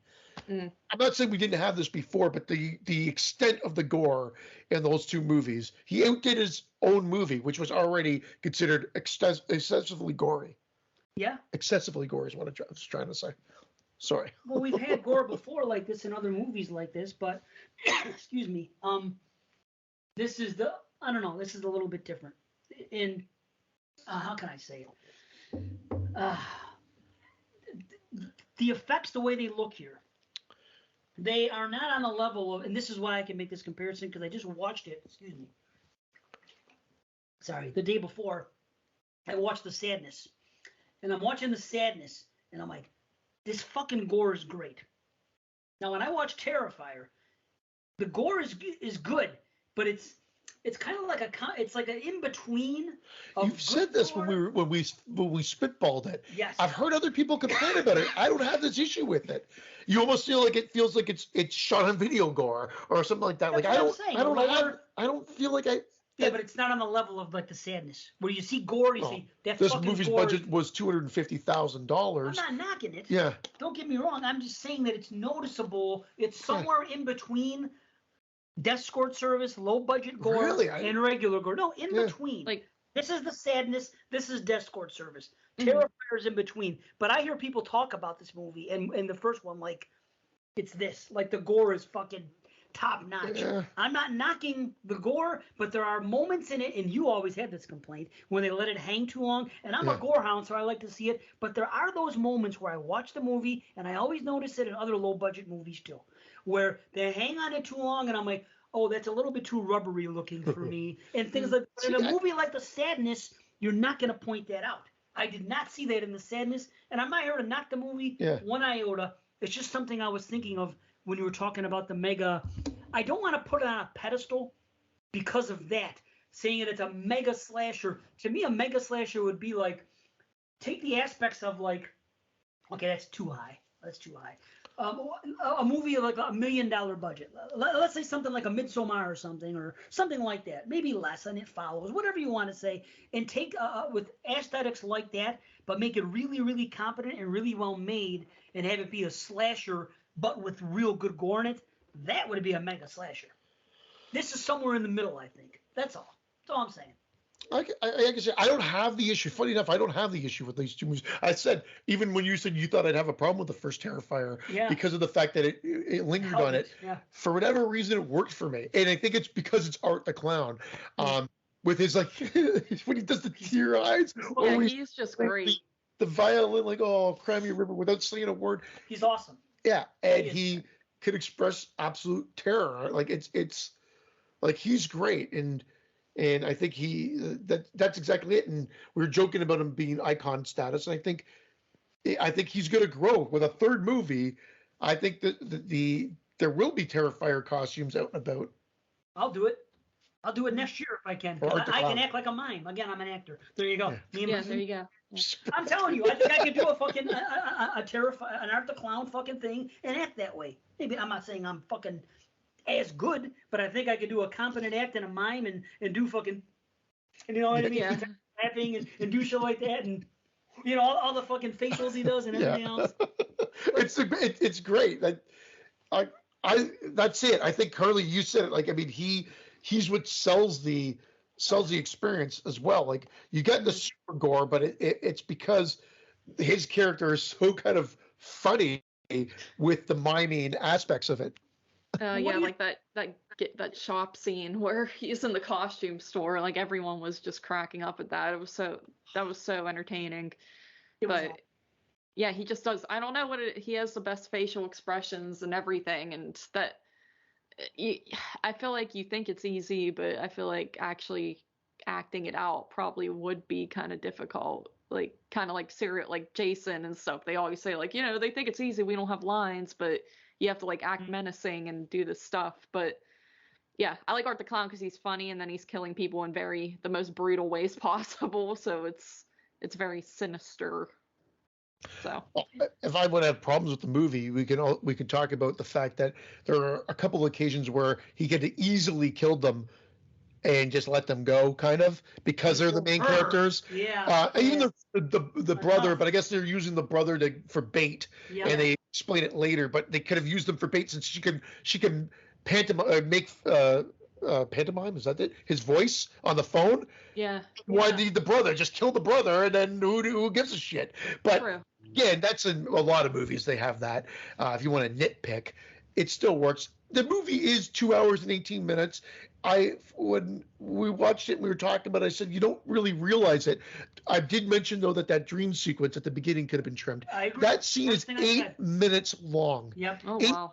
minutes long. That could easily have been cut in half. Sure, 100%. And when you get to the Terrifier, like the set piece for the end chase, which is fantastic, I think it's at the I think there's almost like an hour left in the movie, maybe 45 minutes left in the movie. There's a large time. They could have probably trimmed that down too. There's 32 minutes left when there's the final two. And the reason I know is because of fucking Bailey, and that's when I had to pause the movie. And that's why the last 30 minutes of this movie, I didn't take the notes I wanted to take because I was not in good headspace and I got pissed off. And it's too bad because I enjoyed everything about the movie. And Bailey wrote art and shit in his little shit on the floor. My initials and an art. She had done that in part one. And in the that was it. I know. Right. That's what I should take a shit and pick her up and wipe her in the fucking shit. Dave. Use Bailey as a fucking brush. Here. It's terrible. But okay. What do you think about the gore? Do you feel like I do, or do you think it was not top notch? I don't mean it that way. Yeah, no, I agree with you. It's like somewhere in the middle. I think it does, because people are like saying like, oh, this movie is so gross, and to me, I'm like, it's not gross to me because it looks fake to me. Like I can tell it's like super. It's just like that super brilliant bloodiness, and they do linger on it a lot. And it's again, that's not a negative for me. No, I think it's cool, but it's it's not gonna it doesn't really get under my skin like I was expecting from what people are saying. So yeah, I think I agree with you. It's right in the middle where it's not hyper realistic, but it's not cheesy, fake, and horrible looking either. Right, because I know you're a gore hound. I know all of us are. We're all into it. You're a Friday fangirl. I know you fucking like seeing the kills. So just like us. Yeah. So we can relate on that level. Not for some people, gore isn't what it is, and some people are of the opposite, where they're like, any gore is great. Like they don't care about the quality. They just like, oh, it's gory, so I love it. Like a movie like Escort Service or this or that or any of those things where they just have the gore and it may not look the best. Or even, I'll even take it back to Blood Feast and shit like that, where they use pig intestines and people don't like that. They get mad about it. They're like, any gore is great. And I like seeing it, but I want it to look a certain way, and I'm not knocking it. I just wanted to see, See, I can understand you're somewhere in the middle a little bit more so. I would edge it closer to like, I think it's just the sheer extent that it goes, like, because it's just super. It's like the kills are just extreme, like pretty much snapping like someone apart like they're like a piece of chicken and stuff like that. Like it's just so extreme that you can't help but kind of almost laugh because we've seen enough. We've seen so many movies now that are like that I think it's just so absurd that because it goes to such a degree with the kill. But I thought the gore was fine. I actually quite liked the gore, but. Now you just watch the Evil Dead remake or the fourth one again. Gore. Now that one is really, and it's funny enough, it's not the unrated version. And I got to take a sidebar. I apologize. I have the R-rated version. I'm like, how is this R-rated? It's so fucking gory. Yeah. But the unrated lingers even a little bit more on certain shots. What I found out, remember we have the problem with the souls? The souls. How many people they needed? Yeah. In the unrated version, they solve it. The one guy is turned into a demon. They don't, and so they cut that out so that it actually doesn't even make sense. We're talking about who could be the soul. I'm sorry. I'm so sorry. Not the dog. To take this off track. I should have brought it up before we got into this. Wow. But I meant to tell you this today because I just rewatched it again and I'm like, I got to find out. It says R-rated on my disc, but it's just so gory. It can't just be R-rated, but it is. That's how gore that movie is. And the unrated was that it lingered on a few shots, but it had more extended scenes. Now, as in some of these, the extended scenes might not be for everybody because they linger too long, whatever. But one of them is this fifth soul element that is actually plot driven and necessary. What the I don't get why. I'll never understand why movies do that. It's like, let's cut out something that's very important that would make the plot, make sense. Let's just cut it out. Yeah. It drives me nuts. I seriously. And again, I've got that on Blu-ray because I got it dirt cheap, but I can't. I've been looking for months and months. The R-rated one. No, the unrated. The unrated is expensive. Yeah. I know it is. That's what I said. I bought this one because it was like the 2 for $6. I grabbed it whatever. I'm like, that's amazing. But the unrated one's astronomical in price. I'm not doing it. I'm like, come on. Yeah, I'm not doing it. I've been waiting. Anyway, sidebar. I apologize. Just talking about gore, and I remembered that, and that's more weird because there's a lot of wacky stuff that happens there. But that is, I could see your argument there then. If saying like there's Terrifier 2 gore and then there's like the Evil Dead reboot gore. Right. That's all I'm saying. It's not top of the line. I'm not knocking it. I'm not saying it's shit. Believe me, I'm not. And that might be budget. I mean, $250,000, and maybe that was the budget for the gore on Evil Dead. Maybe exaggerating, maybe I'm not. But still, I'm just saying. I'll tell you this. I really do like the family in this. I like the characters, and I'm glad they went with the story. Like, here's the thing. It's like I'm glad they went with the story because I like the mother is a very realistic mother to me. The way she actually reminds me of Irene, the way she deals with Frankie. Seriously, she is a very. I really like the mother. I really like the daughter, and I really like the brother. I like this entire family. I even like the friends. Even the friends are good. For once, for the first time in a long time, we have a group of kids that I like. Yeah, even when they're saying shitty stuff that might make them unlikable, it's almost like they acknowledge it. Like when they're talking about her face being all like putty face or whatever, like they're making fun of the girl that got her face mauled, and she's like, and she even says like, if that happened to me, I'd die, and she's like, am I almost like realizing she's being insensitive, and then even the boyfriend drives her and says, I don't have a problem. Like they make him likable. Right. The guy that gets stabbed in the dick. Yes. Right. Yep. like they make him even kind of likable. Yes.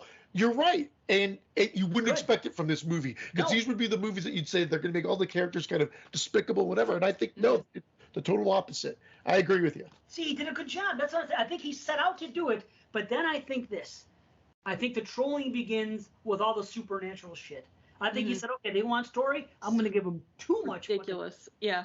I'm going to give them too much and not make it tie up and say this, this, and this and say, okay, you want some grand fucking plot? Okay, I'm going to do this. I'm going to go completely off the deep end. And all of a sudden, I'm going to turn this into fucking She-Ra, Princess of Power. And I'm going to put this here and this. And these people are having visions. And it could have been so easy just to say, maybe in the next one, because he had a tumor.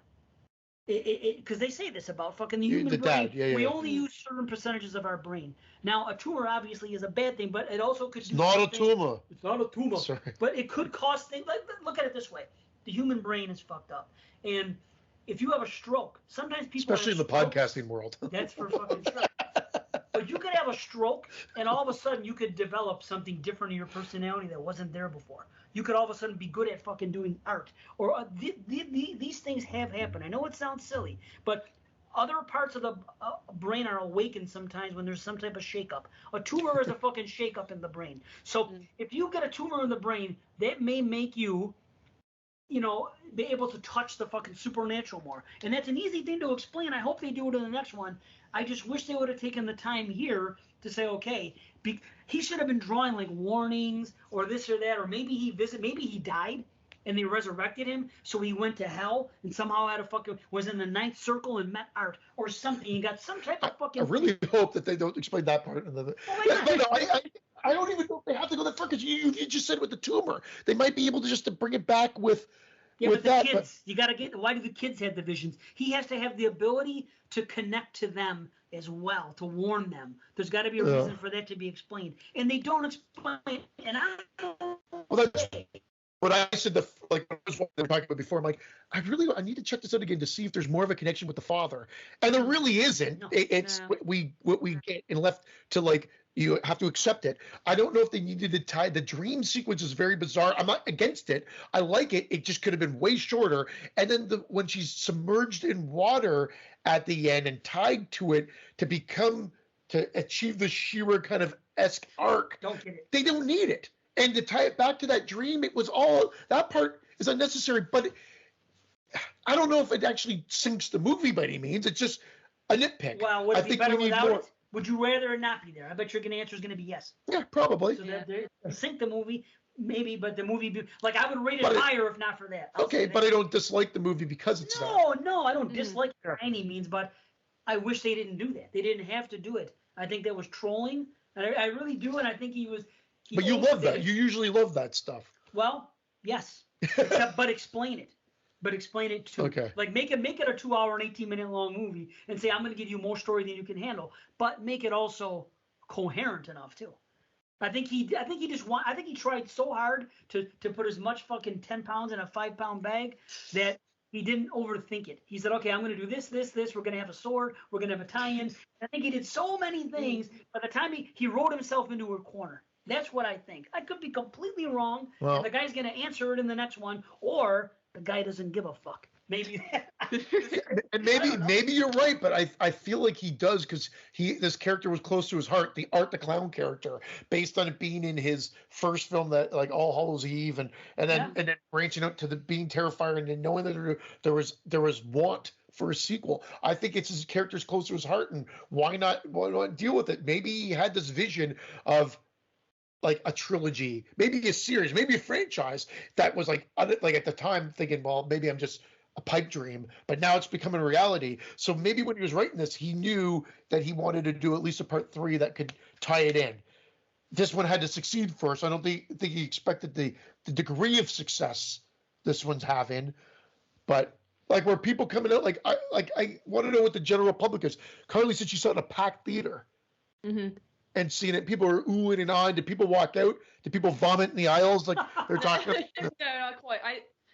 I thought people would walk out, but no one did. But yeah, everyone, like the penis scene and everything, everyone's just like, oh my God, and then like the funny scenes, everyone's laughing and cracking up. So it was a fun time, and it really was packed. Like, there was like people on either side of us and stuff, like almost sold out type of pack. So that was cool to see.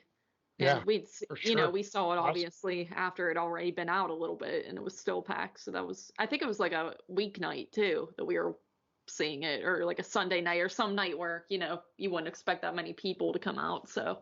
And was it out of the gate? Did you see that weekend that initially got released, or was it later?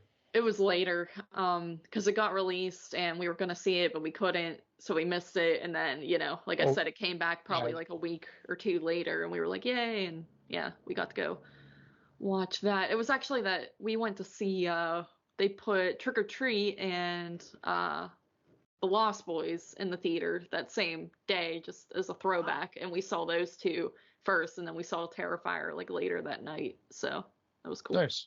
Damn. That's awesome. No shit. That's Well, were people walking out saying that was a piece of shit? Did you hear people talking about it, or oh my God, awesome? Like, who's gonna see 2 without seeing 1 though? That's the way I look at it. They're gonna know. Well, one actually got Netflix play, at least in Canada. Yes, it did. Was it on? It was here. Yeah. So I think it got a following. Like I told you, my daughter. I was one of those movies I would have never thought of showing my daughter who's into horror, because I thought it would just be a little too extreme. Yeah. And they went on a trip with their school. I think it was when they went to Ottawa last year or whatever, and some kid had it on his iPad and had it there, and they watched it. But no, not on the iPad. They had it. They watched it on the bus, and the teacher didn't seem to care. I was insane. I couldn't believe it, which I somehow thought part of me thought that was super cool, and part of me couldn't believe it because of what is in that movie. Yeah. Well, if you've seen that, you can pretty much see everything now. Right. That's crazy to me. Strung upside down naked and sawed in half. Uh-huh. Yeah, I can't believe no parent complained about that. But that's super cool, like you said too. But I didn't hear anything, but JP, when he went to the restroom after we saw the movie, he said like there was a bunch of like teenage boys saying that was the worst piece of crap ever, and it was so stupid and stuff like that. You figure they would have lapped it up. If I was a teenager, this would have been my favorite movie back in the day. Like I know, like Gorehound type thing, yeah, like, no question. Keep this in mind: modern kids are assholes. Yeah, they try to. They're used to a different style of film. They're used. If they're not horror fans that are watching low budget movies, which let's face it, even people that we know, maybe not that we know close, but like people that I'm friends with on Facebook that take a shit over modern horror because they're only watching theater stuff, and these are horror fans, right? Yeah. But they don't watch the independent stuff we watch. These are regular guys that go to the movies and they see the fucking Conjuring and they see this and they see whatever, Orphan, whatever the hell comes out of the theater, to see all of a sudden a movie like Terrifier 2 when you haven't watched low budget horror before, it would be off-putting. See, we were used to it at that age. We came up in it. You know what I mean? Right, yeah. Anybody, even Carly's age, she came up in the VHS DVD time. So you're getting out there, you're experiencing it, you're going in, so you know this stuff exists. She knew even, at her age that there was other stuff besides fucking what plays at the theater. Well, the fact that you're in a SOV at your age, again, I don't mean to make it an ageism thing, but it's surprising because I would figure that wouldn't necessarily be.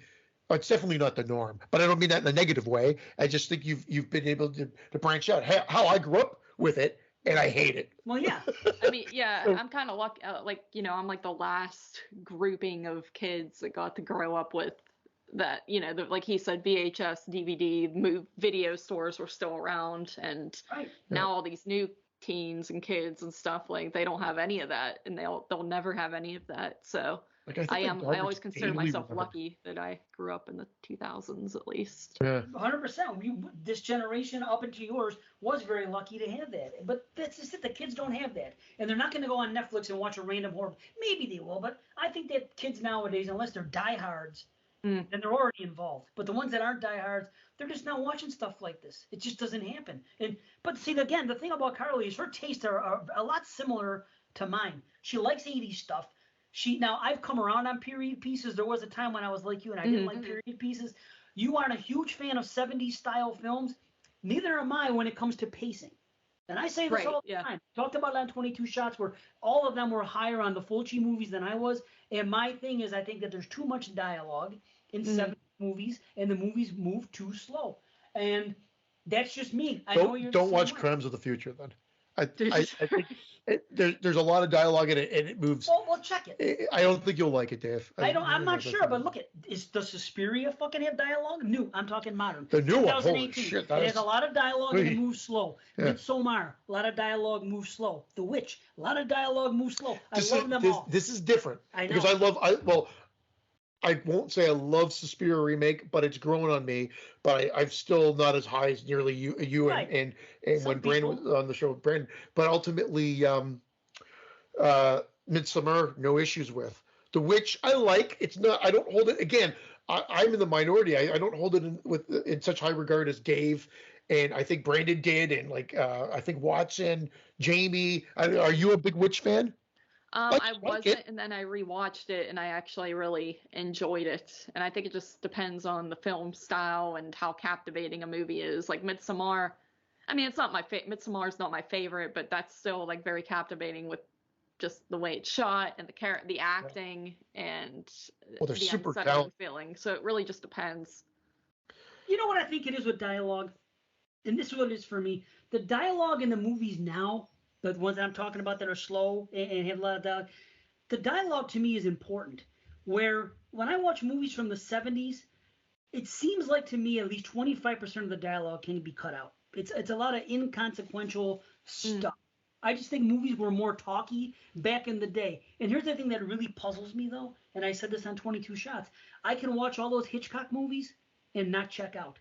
They don't bore me with the maybe because it's his style, then, right? When it's Hitchcock or when it's Argento, I am on board. I just watched Dark Glasses the other day, finally, and fucking once again, it's good, right? When the movie ended, I said it to my friend. I said, "Well, he does not make bad movies," and that's the way I felt. So Argento and Hitchcock, okay, and they have these narratives and they have stories going on. I never get bored there. Why do I get bored in fucking 70s fucking Gothic horror movies and other movies from the movies we're talking about right now, not to get off topic. 2 hours and 18 minutes. I actually don't get bored. I don't get bored. I do. No. I've argued, as we talked about earlier, that I figured out areas where they could trim it down. Where the first time I'm like, I'm not too sure that moved so quickly. I don't know, but there's definitely areas that could used a little trimmerino. And would it have been 2 hours? Would it have been 2 hours and 10? Would it have mattered?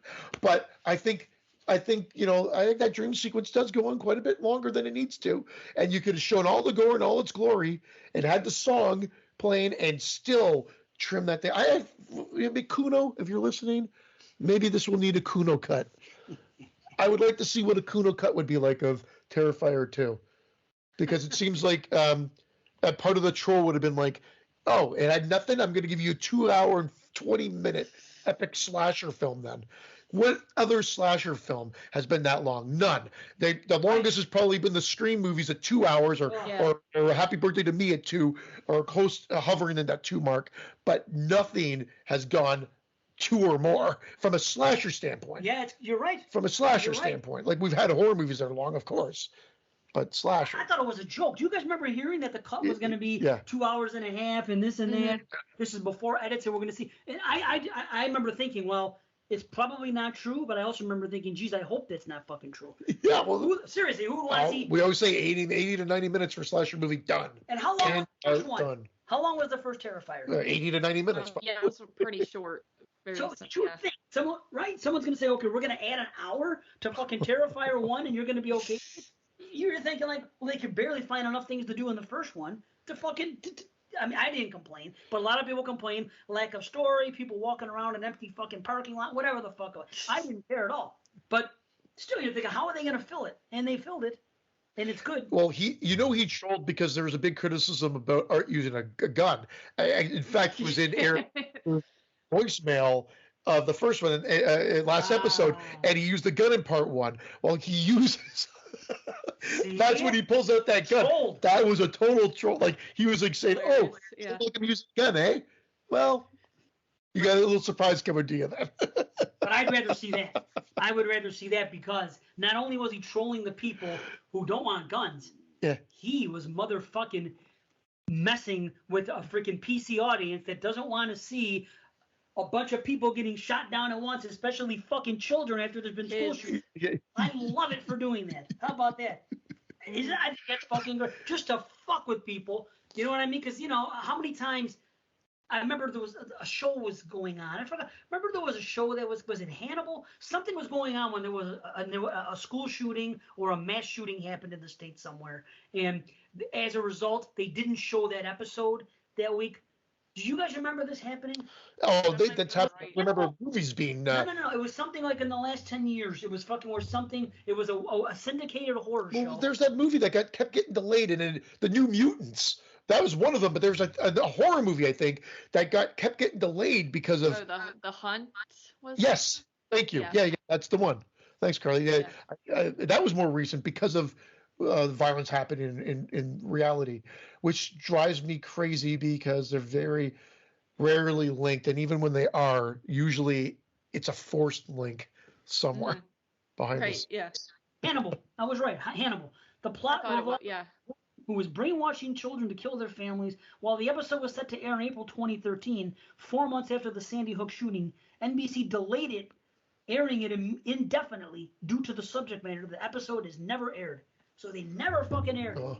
And that's NBC, and that's Hannibal, which was gory as fuck. So I love the fact, not that I want to see people's psyche messed with if their children had been killed in a fucking shooting. Yeah. Don't get me wrong. Yeah.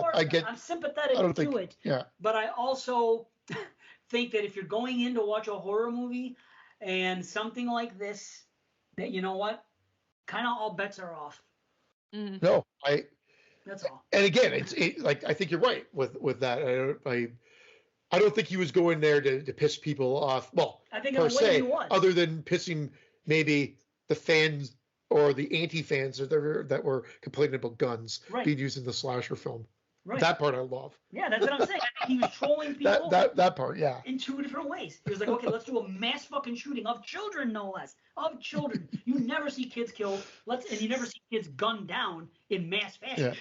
Or chewing on like razor blades or whatever that they get from their cereal. Oh, that part grossed me out. That whole thing. That was nasty. That cereal.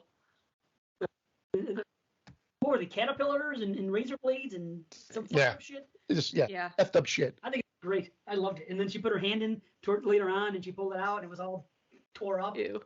Yeah. See, that was cool to me. And then the link of the dream, because the fire happened in real life too, right? So there's some sort of Nightmare on Elm Street thing happening there that we've never explained. It happens all the time now. True. Yeah. Like a fire happened in her dream. And, we know she didn't leave because they specifically show her blowing out the candles. Mm-hmm. Right.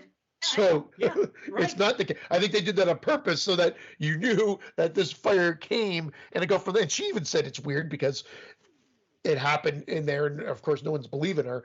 They just haven't, usually a movie will actually circle back and answer those questions, and this one doesn't. No. So either it's one big troll, or the idea was to expand that into the part of the next movie and explain it there.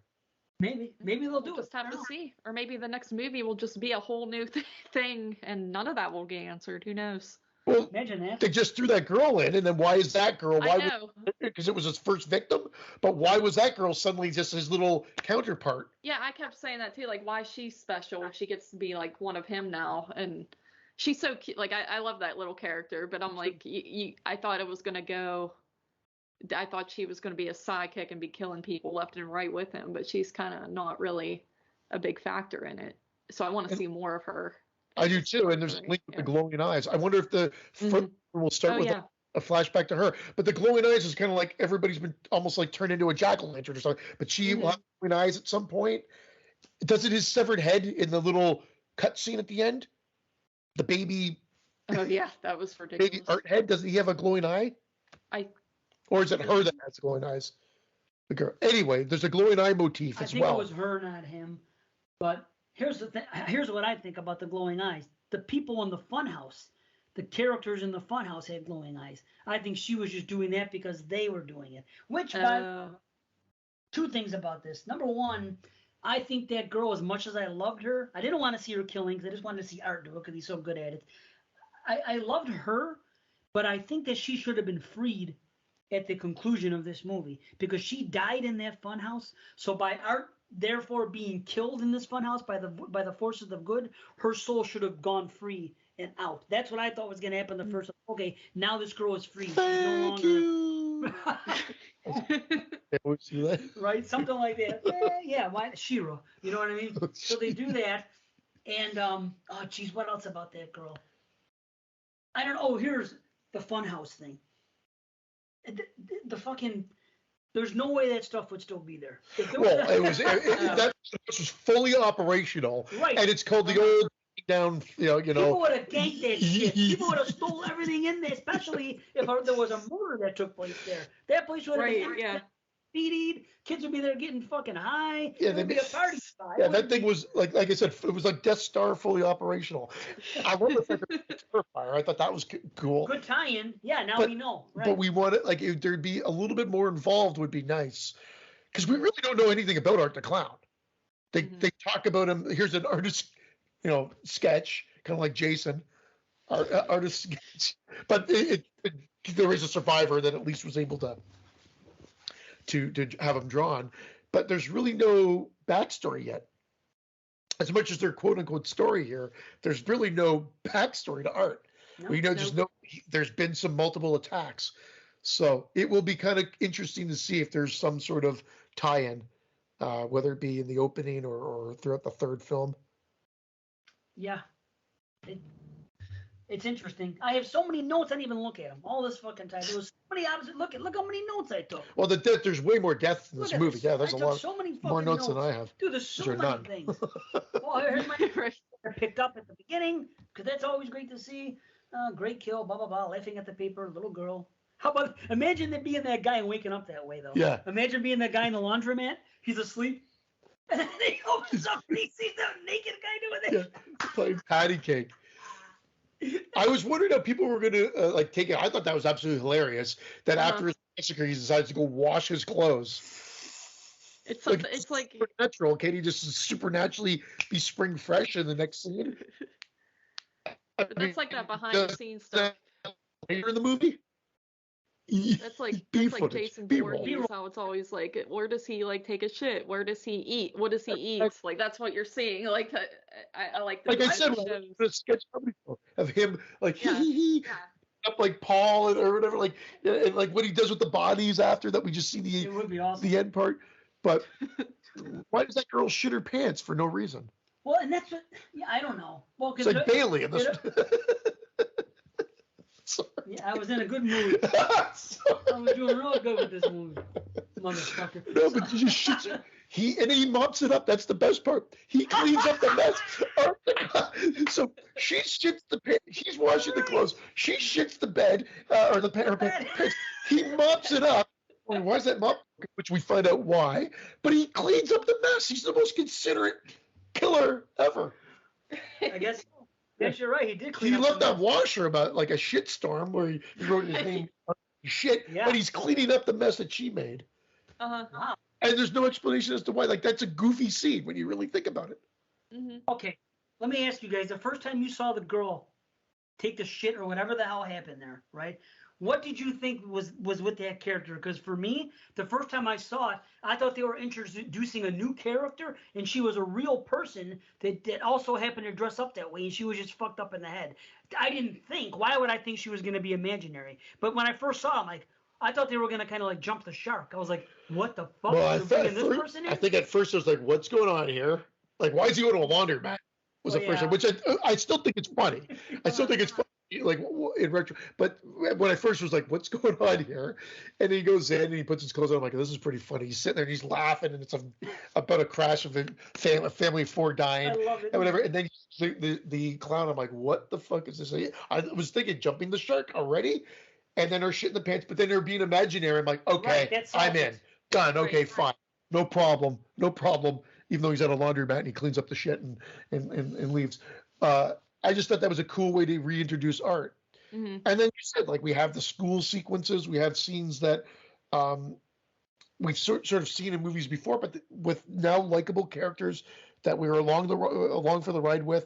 I love how they kind of make it the brother seem like he might be a little, like, I think he's just obsessed in a way that he's scared. No differently than I think I admit of how I got in a horror movie. I was petrified of horror movies. So I felt like I needed to watch him almost like conquer the fear. And I think his tie-in, well, we know now his dad had something to do with art. Oh, yeah, that's it. So there's a little bit more time, but there's some fascination he has that he's even aware of, but that the mom and the daughter, or the daughter thinks he's a serial killer, could be not normal. And then everything else. And then the mom, just based on what happens at school. I like all that shit. Me too. It's great, but getting to that Halloween shop, that scene is great because I love when things go into like that Halloween store looks like the best Halloween store ever. It looks like way better than Spirit even. It's more retail. This is looks like you're living in that moment there. Abracadabra. And I love the reaction of the clerk. Everything he does is perfect. Except the end, he deserved to get killed because the guy was taking money out. He was doing it slowly. When he's counting the change. But he was taking bills out. But he had bills too. If it was just change, covered in blood. I don't know. He puts a chain on. He puts a hatchet down. He's like, "Are you kidding me, man?" Yes. His reactions are perfect, and then Art going, "Yeah." The change. I get that. I was losing my mind. I'm like, "That's brilliant. It's perfect. It's just fantastic." Or when he's like, "If you put that thing in your mouth, you've got to pay for it." And he spits it out. That was great. It was comedy genius there. I don't know, maybe comedy genius is a little bit, but it worked perfectly. It's great. I laughed. But the count of the money is what made me laugh the most, actually, in the whole movie. It was great, but I thought he was going to bring more bills out. So I was like, when the guy fucking, what did he say? I'm going to kick your ass or something. Like, well, you could have lived if you just would have had a little bit more. Yeah, be patient. Yeah. Right. Just the guy was taking money out. See, you worked in retail like me. You know, fucking people are assholes. They are slow. You know what I mean? But at least he was taking bills out. If he would have just been doing 1 penny at a time, yes, now you're fucking with me. Now I get it. But I'm telling you, as time went on, he was taking bills out. He took out. He was good for it. Yeah. Yes, he was taking his time getting it, but he was trying to get the. Hadn't he already locked the door at that point, or did he go? He locked the door. Yeah, he did. So that he was going to kill the guy. Well, I'll start the clown. Yeah. I hear you though. Do you like it when he's holding the head, the family, the mom and the daughter? Oh, dude, the fucking head. I want that. Are these cameos of people I don't know? I know Felicia Rose is the one teacher, right? Yeah, I was thinking that too because they were. But then there's that mom and the kid. Where mom somewhere? Tammy Glenn is fucking the one girl who comes trick or treating. The blonde hair girl who comes to the door with her kid and then leaves really quick. Yeah, and she looks fucking as good as she did in fucking Halloween 5. That's Sammy from Halloween 5. Okay, she has the same figure. Wow. I couldn't believe it. Wow. So I bet I didn't know that. But there's other people too. There was a dark-haired girl who came with a kid. There's 2 instances of trick-or-treating with kids and mothers. Tammy Glenn was the blonde one. Tammy Glenn was the one that came to the shop when they were closing. Okay. I think that's what it was. That's what it was. Yeah, because I was holding the fucking head. That's why she looked familiar. Oh, yeah. I'm like, it's familiar, but I'm like, yeah. But then later on, there was the dark hair girl who came with the mother to one of the other houses. And she looks like she would be somebody. And the teacher looks like he would be somebody. And I was going to look them up, and I forgot to look them up. So I don't know. But did you think the same thing, Carly? Did you think they were going to jump the shark when you saw that little girl? Yeah, That's I think I said like what the fuck out loud, and I think JP did too, and it's just like, okay, let's see where this goes, and then it turned out fine, but yeah, it was just so like I didn't know what to think really, like where are we going from here?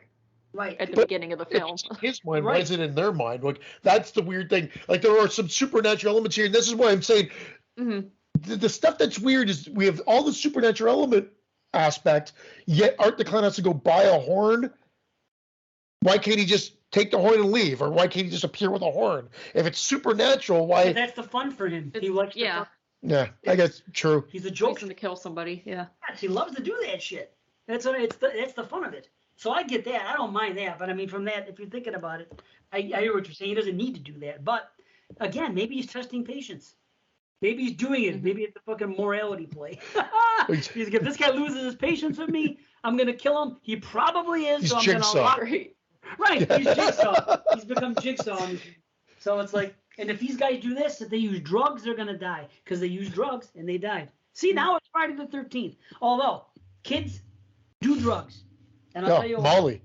Yes, boy, look what Molly did. She Yeah. made everything right for her. She had a pinch of Molly in her thing, and all that shit that she had went away. She was happy. And I knew she was on something by the way she was acting before they said it. She was too happy. She was looking at things, touching. I'm like, okay, what the? She's tripping on something, So, but it made her happy, and then it made her so happy that even when her mother was giving her shit, she was able to rationalize and this and that and say, "Mom, I love you," because boys and girls, drugs will open up your fucking spirituality and your emotions, where if she was just drinking alcohol, she would have been an asshole and she would have been impatient. That is the difference between drugs and alcohol. So yes, do drugs. Colorado has got it right. Colorado has got it right, making fucking mushrooms legal and having loosened things up for psychedelics. That's what the fuck I'm saying. I'm sticking to it. Okay. Rant over. Sorry. But still, he says do drugs. It's true though, Molly, like things like that a little bit. Look what it did to her personality, and that is true. Yeah. I've seen people on it. I'm sure we all have. I'm not saying become an addict, but I'm saying if she just would have got there and started chugging whiskey shots and this and that and the other thing, she would have acted completely different about everything. But because she went the drug route, she was a little bit chill. Well, that's where it comes that tender moment between her mom and her on that phone. You're right. It doesn't come from fucking whiskey. I promise you that. That's not. What about that? So we're jumping all over the place like we usually do. Like the death of her friend that doesn't make it to the party. Holy like fuck. That's the one that I guess is like the chicken bone one. Like that's the one that's supposed to rival, even though we've had multiple deaths at this point already. So much. The one that rivals like the Saw in Half girl, because like she gets slit across the eye first, which was already going to start. Yep. Yeah. Scalpel, and then he just literally tears into her. Yeah. And it goes on and on and on. The mother comes home. Yeah. Just when you think it's over, they fucking add another layer to it. Yeah. Wow. And the mother, and then her head gets used as a serving dish. See, now that's what I mean about the low budget stuff. Things like that only happen in low budget gore movies, where it's right. On, you know what I'm saying? It's that look. You don't see that in a Friday the 13th or any other, like Hatchet even. Well, they'll do it quick and it'll be over with. And Hatchet can get a little goofy, I get that. But I mean, anytime something is like super extended, it's got that low budget look and feel to it in movies like that. Well, that's why Friday the 13th always did it. It was in, out, done. Yeah. That's what I like. Killings were in, out, and done. Even the ones that were cut, they just they sold the effect, but you're gone. It was supposed to be like I said, a magic trick. You're like, holy shit, and whatever. Now they linger on it, but I still didn't. But I still love it. I still think that this was done really well, and I don't have the problem that you guys have with the gore, as seemingly. It's not really a problem. It's just more like. I guess. I'm not knocking. I like it. I'm glad. I would rather it be there than not there. But I also think that maybe just that wishbone arm. I don't know. Snap. And then I think they keep her alive for so long. Sorry. I could be wrong, but did you think it, like when her eye opens and she's like, "Help me, Mom"? I think there might be some CG there. I think so. That was used. I don't remember, but maybe. Hey, Carly, how about the gore?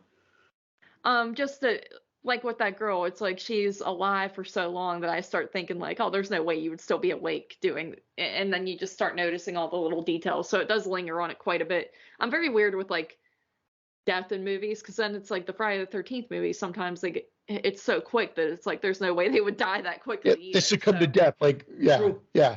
True. We make that joke all the time. Kill in the remake, I still don't think they would kill somebody. I think if you put somebody over a sleeping bag and you lit it on fire, it would burn and you would fall out before you died. And then you go skedaddling. Yeah. But I'm not nitpicking. Why would I? I love slashers. I love gore, and we get that. It's just an observation on the way, and something about the color of white in lower budget gore movies where everything seems very white. I don't know. It's hard to. Again, I'm not knocking it. It's just an observation, and I want to know if other people have noticed it. Carly has, it seems. So I'm not alone in the boat. It's just something I always think about when I watch certain kinds of movies. You know? No, when I saw the preview for this, I remember I was texting again. Chris and Scott were texting back and forth. I'm like, uh-oh. Something about the preview made it look like it was going to be El Cheapo, and I wasn't too sure I was going to enjoy it. I liked aspects of it, but I'm like, I don't know. And then when we got that screener, I'm like, no, I was proven wrong. I'm not saying I absolutely love the movie, but it did everything I needed to do. I didn't expect much from it, and I think it delivered more than I was expecting, and it was more enjoyable than I was expecting. So I mean it will show up on my year end, where of course we're doing the top 22 of the year. This is going to be on that list in some regard. No question. True. Yeah, and I didn't believe everyone was giving positive reviews like left and right. I wasn't seeing anything negative, and I didn't believe it until I saw it. Like I was like, there's no way. Everyone's like, oh, you can't even notice the runtime, and I'm thinking like, I notice run times. Like there's no way. But yeah, I was proven wrong. I was like, that was very enjoyable. Now the ending does, like, I feel like the ending for me, like, I don't mind the dream sequence just because it's so weird and bizarre. I was very entertained by that. But the whole ending with where it gets really supernatural, I feel like that goes on a little too long for me. But that's kind of my only gripe with the runtime, I think, is just. I agree. Yeah, and I don't like those supernatural aspects. I don't like when it gets too fantasy, like, even though the whole concept is ridiculous. But yeah, or it's like, you know what I mean. Oh yeah. But I like how it's not one fell swoop of it's like literally she has to chop into his head a couple times. True. And then gets I think it's like 2 or 3. 3, I think. Chop, and then woof, takes it right off. Takes his head off. It is weird, like. We're not like we talked about this. So there's a post-credit sequence or mid-credit sequence. You gotta see it. I can't believe they did it mid. They should have just done it at the end of the movie, so everybody could have seen it. Because if you don't see it, you're like, what? You know, it means something, but it's still that's fucked up too. That sequence. Oh, very fucked up. Yeah, I want the people to see it. Yeah, no, it's true. I'm sure people stuck around. Did people leave right when the credits started rolling at the theater? Some did, some didn't. That's kind of how it always goes. JP and we always know to stick around just in case, but we know, yeah. Guess there's a shawarma sequence at the end. Yeah, but I mean, they should have put it the way it was because it was cool, and it's funny because you see the credits come on, and like, I don't know, 9 or 10 names down, you see Chris Jericho. You know, like, Chris Jericho wasn't in this fucking movie, and then he's in the middle of the sequence. That's when he's there. Yes. So if you know Chris Jericho, that might cause to stop. Wait a minute, Jericho, what are you talking about? Yeah, I didn't even notice that. That's funny. I noticed it, and that's when I remember to stick around. I was like, wait, did I get? I go, oh, it's in the sequence because I forgot the first time I saw the screener was one way, and then sometimes it's different with screener than maybe when it comes to blue. Like for example, when I saw X on blue, I bought the blue. I blind bought the movie. I didn't see it at the theater, but I know that if you went to the theater, there it is. If you went to the theater, at the end of it, you had the thing at the end of all the credits, the preview for fucking. Yeah. Well, on the Blu-ray, it's not there. So I watched the Blu-ray of X, and it wasn't there. And it just does that sometimes. So I'm thinking, well, maybe. That's weird. Yeah. So because I got a screener for Terrifier 2, but last night I watched it on my MB where it popped up there, it was almost like when I saw Chris Jericho in the title, that's what happened to me. I'm on the credits. I'm like, oh shit, we didn't see that scene. And then I'm like, oh wait a minute, okay, maybe it's gonna come still. So then I fast forward, and there it was. But okay, so it's not. But I don't know. Maybe initially the first time I saw it, it probably wasn't. But my memory's shit, and it happens. Okay, you said it's important. I mean, it's goofy and gory. What's important about it? Well, how does it end if we don't see him come back? What was the end before the credits roll? How did the movie end? You guys remember? It's funny. Head chopped off. And then they're just like hugging, Don't they I just think. walk out of the place? Yeah, that's pretty much it. They just leave. There's nothing else after that. Yeah. Okay, well, don't you think it's pretty cool to see fucking all the stuff that happened after, and what happened with the girl with the disfigured face and all that crazy shit in Art's head and the little girl again? Yeah. Don't you want your audience to see that shit? Yeah, I'm about saying it's bad. And a teaser for the next one? I mean, I don't know. I'd want to make sure they saw it. That's all I'm saying. I don't know. Maybe I just don't understand it. Like, it doesn't make any sense to me. What does? Yeah, well, that's it. She gives birth to Art's head. Right. Well, first the girl picks the head. What do you need? Walks away with it, right? then it gets given birth over here. And the girl's, well, we don't know where the girl is because it's not where she would be. But I don't know. Either way, I wanted to see it. That's all I'm saying. I'm glad I saw it. Oh, no, I'm not. Again, it's batshit crazy. And the makeup, I thought, on her face, like the disfigured face, it's unsettling. Very. Yeah. It looks real, kind of. Yeah. I don't like it. Look, and that bugs the fuck out of me. So yes. Yeah. Yeah. So they did good. But yeah, I'm very happy with it. You still have notes, though, I see. I have notes, a couple. Okay. Do you guys know anybody that cut off fucking minnows' heads when you were little kids? And did they come out normal? Minnows' heads. Isn't that what they said? Minnows? No. Yeah. She goes, remember? I remember what she said, but I don't know anybody that did it. Right. Yeah, nope. Something was funny. That seemed a little extreme. Crayfish heads, yeah. That just seems a little extreme. Yeah. Like to say, okay, it's okay. You cut off fucking fish's heads when you were little, when they were alive, and you came out okay. I'd be like, well, holy fuck. If I think my cutting off fish's heads that way, that's not something as simple as like, maybe pulling off a wing of a bee or something. Not that you should do that either. Not that you should do that either. But drugs are fine, kids. But I've seen kids do it when I was young. No bee wing pulling. I saw kids. But molly it up. I'm just saying. Did you see kids fuck with insects when you were little a little bit? Yeah. Okay, did you see kids? Magnifying glass on an ant. Okay, did you see kids fucking taking fish and sawing their fucking heads off? No. If I would, it would have been a little bit more disturbing. I played badminton with a fish though, like tennis, like we just went back and forth. What? No, I'm kidding. Oh. Why that popped in my head? Oh, and there's Irene and Lucky, ladies and gentlemen. Nice to officially meet you. Making their debut, folks. Making their debut. And Lucky's freaked out. No, he's not. Jenny is. That's why live in the show. He looks. I know. Dave said. Yeah, see. He looks so much like my cat. Say hi to Carly. Oh, hello. Hi, nice to meet you. Lucky in the house. Hello, kitty. He looks like Friday. Yeah, little fatty.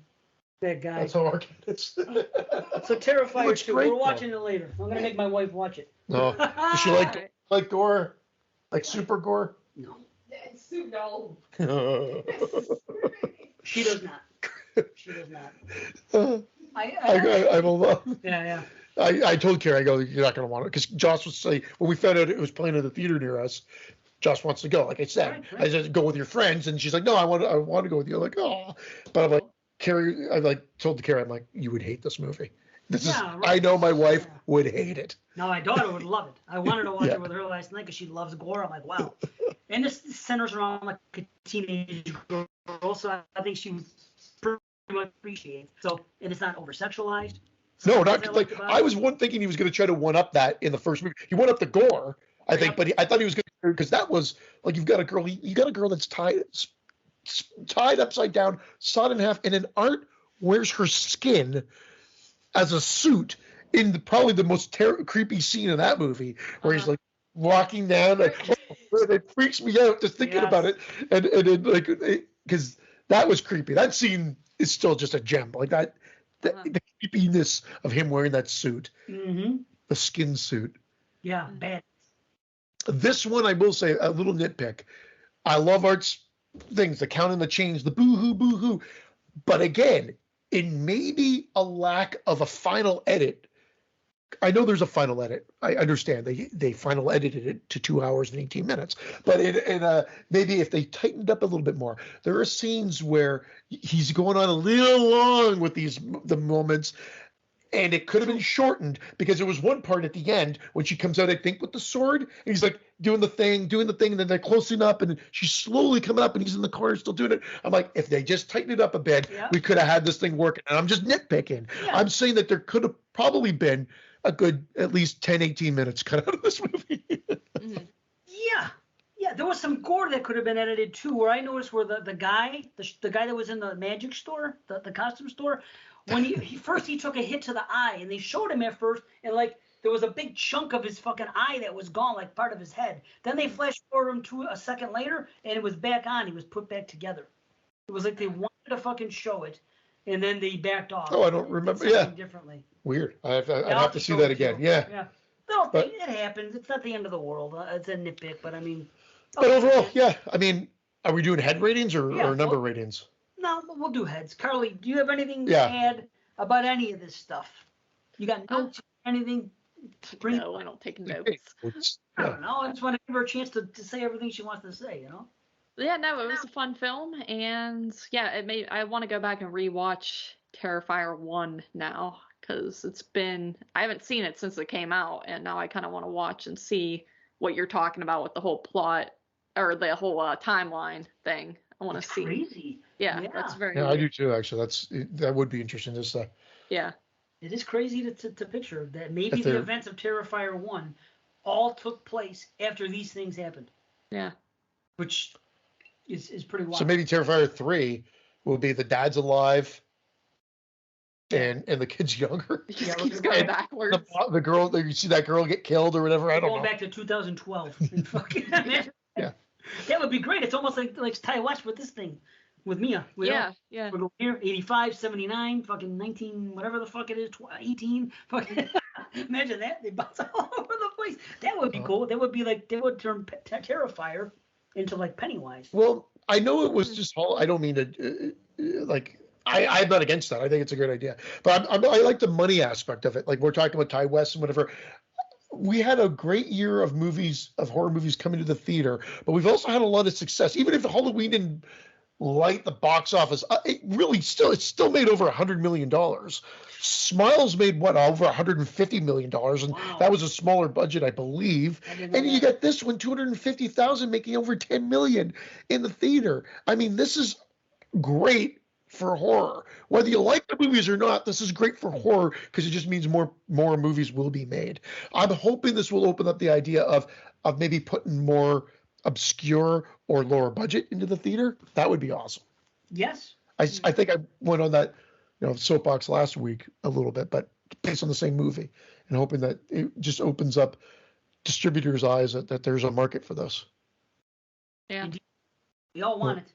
Don't want it, that's for sure. Okay, I guess we go head ratings. So, Carly, a full head is 8.5 and higher, and I can't imagine you're going to be less than a half a head, which would be 7 to 8.25. Yeah. It is. So. And then it's a mild rumble if you're under 7. Right. Yeah. So. Okay.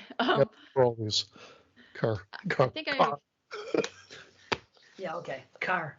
I think Carly. I was sure at the car. Car. This girl's got 2 names. They called her Gallery. They called her Carla. Fucking now Car. Car. Yeah. Very simple. I think I would have to. I gave it an 8 out of 10, I believe. So I would give it a half head explosion. Right. And I am with you, 100%. Everything you said. Yeah. I think I'm at that hovering range, but also a half head explosion. Because it could just lean maybe at the lower part of that full, but I think I'm more comfortable saying it's an 8.25. So half head. Okay, question now. Part 1 and part 2, which do you like better? I think I gave a higher rating to part 1. That's why I asked. That's what made me think about it. Yeah, I think I gave a 9 to part 1. Wow. Wow, that's 1 and 2. I'm gonna have to go back and find it. Like I'll rewatch 1. I've watched 1 3 times now, and I've watched this twice. Yeah, see, I think I gave part 1 an 8 as well. So equal ratings, but I feel like I like this one more, but also it's more recent in my head, so I don't know. I feel like I have to watch the first one again. Yeah. So it's hard to say. I've watched Terrifier, the original, maybe like a month ago, 6 weeks ago, something like that. So it is fresher in my head. And initially I gave it a 7.5. Then when we did a review, I came up and I got it to an 8, and I liked it more. I give them both in the same area. I prefer the second one. I think the kills are better. I like the kills. I like the gore. I like the story. I think I prefer the second one too. I like the mother. I like the family. Full head. I'll go to full head. Whoa. Yeah. I like it on par at the very least. But when you asked me what I'd rather watch, I'd say I'd probably go back to part 2 again. Yeah. Yeah. It's longer. There's more to it. I mean. Yes. I just wish there was no supernatural aspect. If they could have cut that out and left everything else the way it was, and take out She-Ra, Princess of Power, and the fucking the glowing sword and all that other stuff, I would prefer it more. That's all. Aside from that, though, hey, who's down here? I wonder if Ginny's made her appearance. There's a cat. Ginny, my girl, is afraid of Christian, apparently. Oh. Oh no, it's Lux. He fears nobody. He's okay. Lucky is back. Oh, he's so cute. He sees my mic stand. Yeah. And he's wondering what the heck that is. How do you know that's the newest thing? Oh, because he probably smells my cat. Oh, there you go. Those cats. Aww. Those cats. I know you love cats. He's so too. cute. So yeah, you can appreciate. Got a cat right here next to me. Let's see. Oh yeah, nice. Oh. Everybody's got black cats. You got a lab cat. Esther. Yeah. Wow, that's awesome. They're the best. They're the best. Hey. Nice. Come on, Lux. He's a little bit trepidatious, but he's the toughest cat in the house. You can't fuck with him. That's just simple as that. Can't fuck with him. Come on, buddy. Oh, you scared him? I know, he stepped on a freaking plug. That was weird. He doesn't usually get afraid of anything. Anyway, that's enough of cat fancy. All right. So Carly, I know Slumber Party Massacre is alive and well and doing its thing. Mm-hmm. I don't think there's anything else you're doing that I've heard recently. It's been a minute. I know that you're gonna be doing 22 Shots in a Year show when that comes, and then 1980, of course, along with myself. And is there anything you want to say, promote, talk about? The floor is yours. Oh well, yeah, like you said, I don't really have much going on. His and Hers kind of died. Everything kind of died. I know, right? What a difference. Yeah. You probably used to record like 1 to 2 days a week. And it's probably down to like maybe 2 days a month now. Yeah, right? That got a lot. I just got really burnt out on all that. So I was gonna ask. That's not a bad thing. Are you happier without it right now? Is it better? I knew it. Good answer. All right. This is fun. I like to guest on shows. This is a fun time. And then Slumber Party Massacre, that's a monthly commitment, and we always have a fun time on there. I really like doing that because it's like before I always did like one-on-one shows with people, and that one's like a whole party, a whole group of people. So that's really refreshing. But yeah, honestly, I don't really have anything else going on. Whenever my movies come out, I'll force them all down everyone's throats. But that's about it. Yeah, do it. Put them on the page. Do everything else. Yeah. You know, all right. Anybody that's in our clique, yeah, we encourage. Even if it's shot on video. Yeah, shark in the title. It don't matter. It could be about sharks shot on video. It doesn't matter. Yeah, absolutely. But listen to Slumber Party Massacre if you guys are not. It's on the Cut to the Chase. What do you call it? Podcast. So that's where you got to look it up. And I'm telling you, I don't listen to many shows. I don't miss that show. It's what I like in a podcast. It's not the same old, and it's segmented and shit like that. That's the type of stuff that I like to listen to. And all I'm on there with their melodies and everything else. Watch it. Or listen to it. Watch it, I said. Watch it. Well, thank you, Dave. Yeah, start doing a video feed. Yeah, do a video. Everybody's in nightgowns or just wear nightgowns anymore. Nightgowns, PJs. Nightgowns exist, don't they? Nightgowns yeah, they exist. Chicken jammies. Yeah. They exist, right? Nightgowns? Yeah, they're a thing. Yeah. I mean, it's kind of fancy. It's kind of more like, suburban house. Yeah. You know what I mean? But all right. Yeah, I would do that. I would start a Patreon. I know they joke about it all the time on the fucking thing. Yeah. That they're gonna, and do it. Well, we were trying I mean, we were trying to do like video segments, but it's so hard when you have all those people on there. Everyone's like troning out and stuff like that, with the quality. So it kind of sucks, but because that's what we were doing at the very beginning. We were trying to do like sneak peek, like little clips of the pillow fight segment or something, and that was fun. But yeah, we kind of have to keep our cameras off, unfortunately. Oh, too much. Yeah, too much jiving, too much going on, too many people. Yeah. It's like even then it's like hard. So like it seems like once an episode someone's like falling off or cutting out. It's unfortunate that's just how Skype and technology is. But yeah. This is gonna be one of our longest shows, I just realized, in a while. Good. That's good. That's what happened. You're part of that. Well, the thing is, we were just so just him and I in the same room together like this. We're just oh yeah. Kind of weird because we were wondering this. Like at least we get to look at you. Because otherwise we're looking at ourselves. Mm-hmm. The funny thing is, I'm still looking at him. Right? Yeah. Like he's not here. But because when we're talking to each other, we're doing this. We're like, yeah. So anyway, what's wrong with my neck? It's interesting. I hope it happens again. Yeah, thank you. This is awesome. I'm glad you could come on. Yeah, for real. Yeah, thank you guys. This was a lot of fun. Thanks for agreeing on. Yeah. And me. He means me. You know he means me. Thanks for doing me. No. I was the one that was going off about this and that and the other thing. Yeah. The Bailey shit, but that's fun. Everybody. I guess. And he hasn't shit since we've been here, so it's We haven't even seen her. Yeah. Last time I saw her. When she goes this way, but maybe she'll walk over and take a shit right on your shoe. Then I won't be so happy. See how much you like her. Yeah. No, as soon as Christian leaves, it'll be just like diarrhea everywhere. Yeah, like that girl, like the little girl in Terrifier 2. Yeah. Shit all over the floor like that. Right. She does that to him. So anyway, Carly will be back for the top 200. We're gonna have everybody. We'll do that quick and then we'll go. Top 200 is going to be 3 shows worth. Boom, boom, boom. Yeah. First 75, second 75, and the top 50. So we're going to have guests aplenty. We're going to have a blast. And she's already going to be involved in that. So we're pretty excited. It's coming back one way or the other. Yeah. It's going to be fun. So thanks. Forward to it. You can't get out of it now. Yeah, that's it. Now it's announced to the public. We don't usually do that. Pressure's on. Blame Brandon. Yeah. Blame Brandon. Now we got to force everybody to join us. Perfect. So. No, I appreciate you coming on. Thank you again. Yeah, thank you very much. And I guess we got to be out of here. So 192 comes to a close. We don't know what we're doing next show. We'll figure it out. Yeah, we'll play it by ear. Okay. Well, the new beginnings. That's it. So we'll be out of here. Thank you all. Peace.